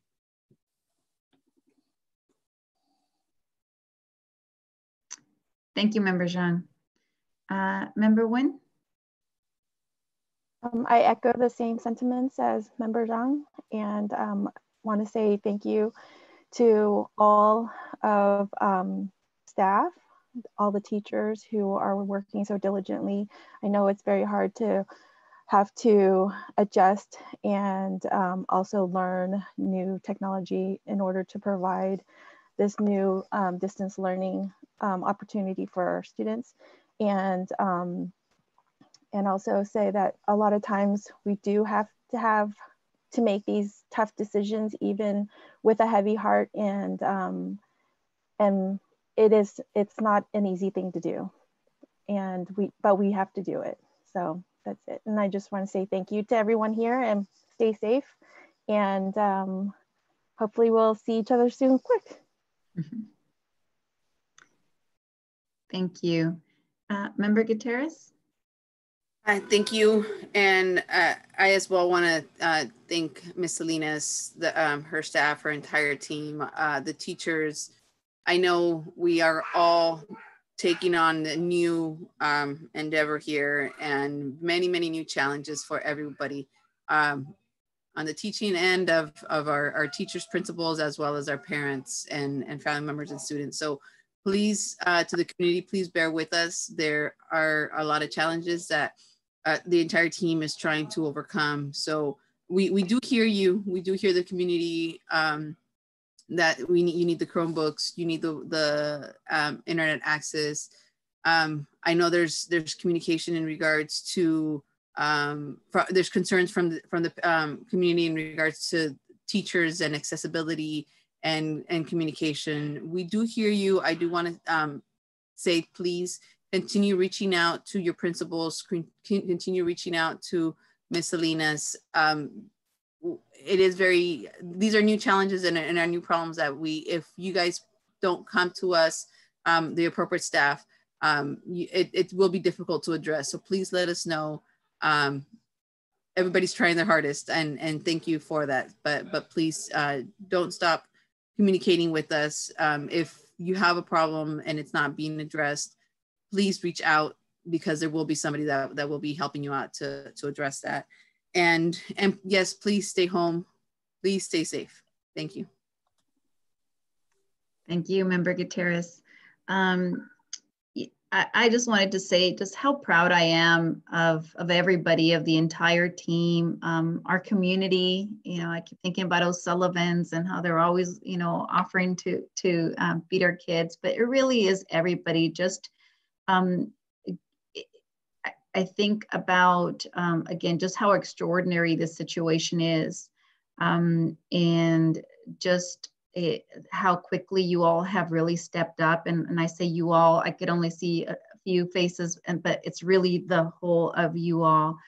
I really, again, we all hear concerns from community members and whatnot. I'd like to remind us all that this is your first week in earnest as a team, as a group of principals and teachers and district staff. or you're planning beyond those first 2 weeks, right? So thank you so much for the great job of really keeping us abreast of any new information that happens.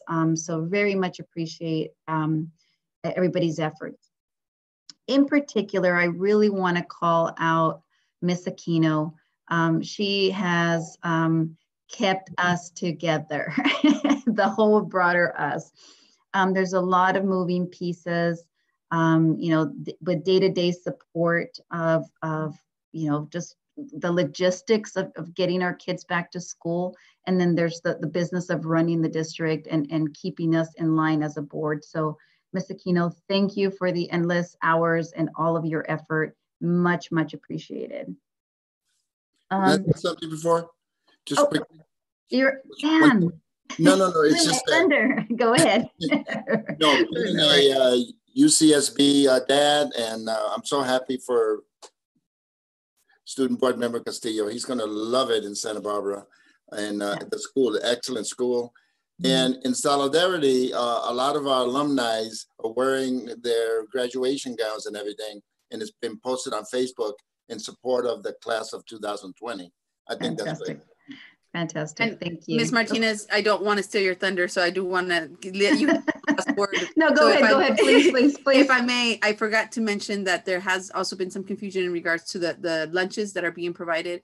I do want to clarify that they are for all Newark students, not just low income, not just free lunch, free to do. Yeah. For all Newark students. So if you need a lunch, if you want a lunch, please come. And it's all students in your family. Thank you. Thank you. Thank you. Okay, next point. So Cesar, I'll speak to you as a student, a comrade excited about Santa Barbara. I think I mentioned when I was moving on, I think between junior high and high school, that was my first experience with a university, and I was a migrant student, and I got to go and spend a month at UCSB, and I loved the. It's a beautiful campus. I think you're gonna just fall in love with it. I'm sure you are. So congratulations. We're very proud of you, Cesar. Thank you, President Martinez. And then finally, I think we're always full of requests, but really one of the things that I've just really been, causing a heavy heart besides these difficult decisions we're having to make.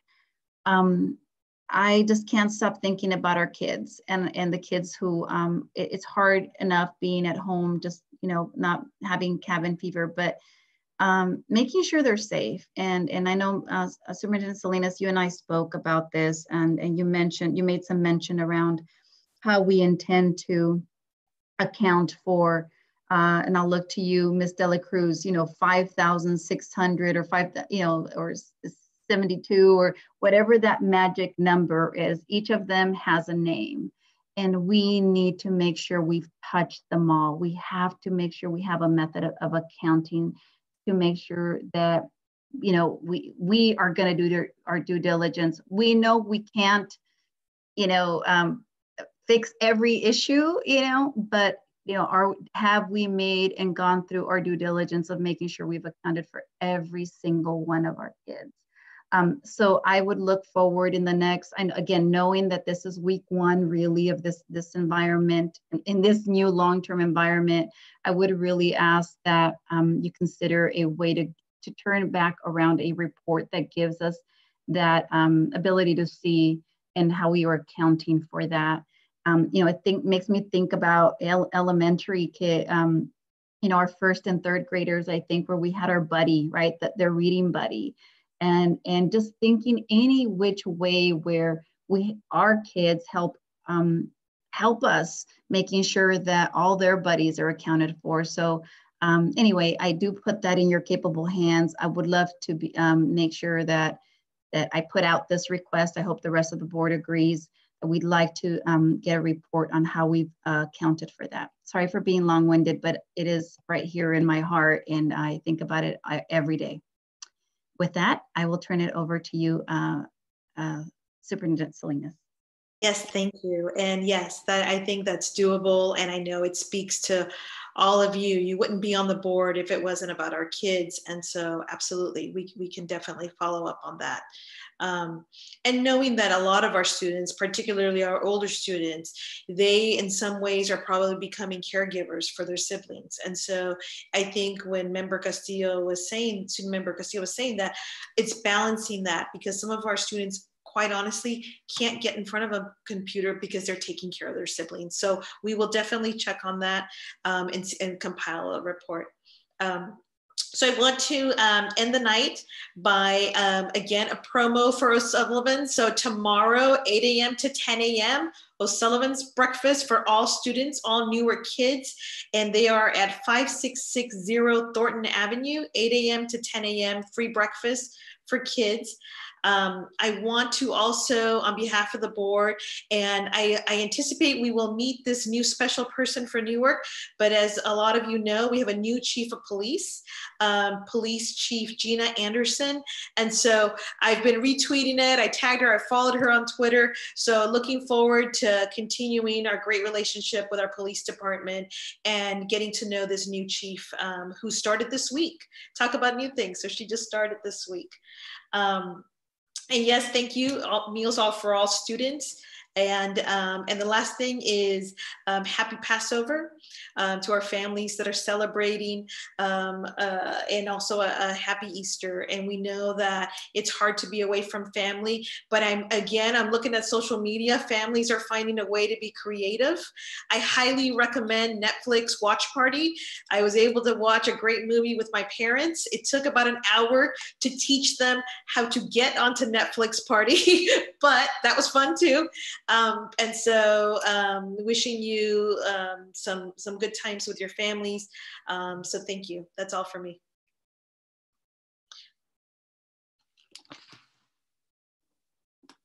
Oh, sorry, I was going to. I think that's it then. With that, I would entertain a motion and a second to adjourn the meeting. I move. But I want to say congratulations again to Cesar on a job well done. You're going to love UCSB. There's lots of alumni from Newark Memorial that have graduated from UCSB. So you're going to be another representing member. So amazing. Good job. I'll Thank you, second. Member Nguyen. Thank you. Member Nguyen moves. Member Gutierrez seconds. Student Member Castillo, how do you vote? Yes. Member Zhang? Yes. Member Nguyen? Yes. Member Gutierrez? Yes. Member Rodriguez? I want to go another hour. Yes. And my vote is yes as well. Thank you so much. Meeting adjourned 10:47 p.m. Thank you. Thank you. Bye. Thank you. Bye. Thank you. Good night, Bye. everybody. Good night. Bye.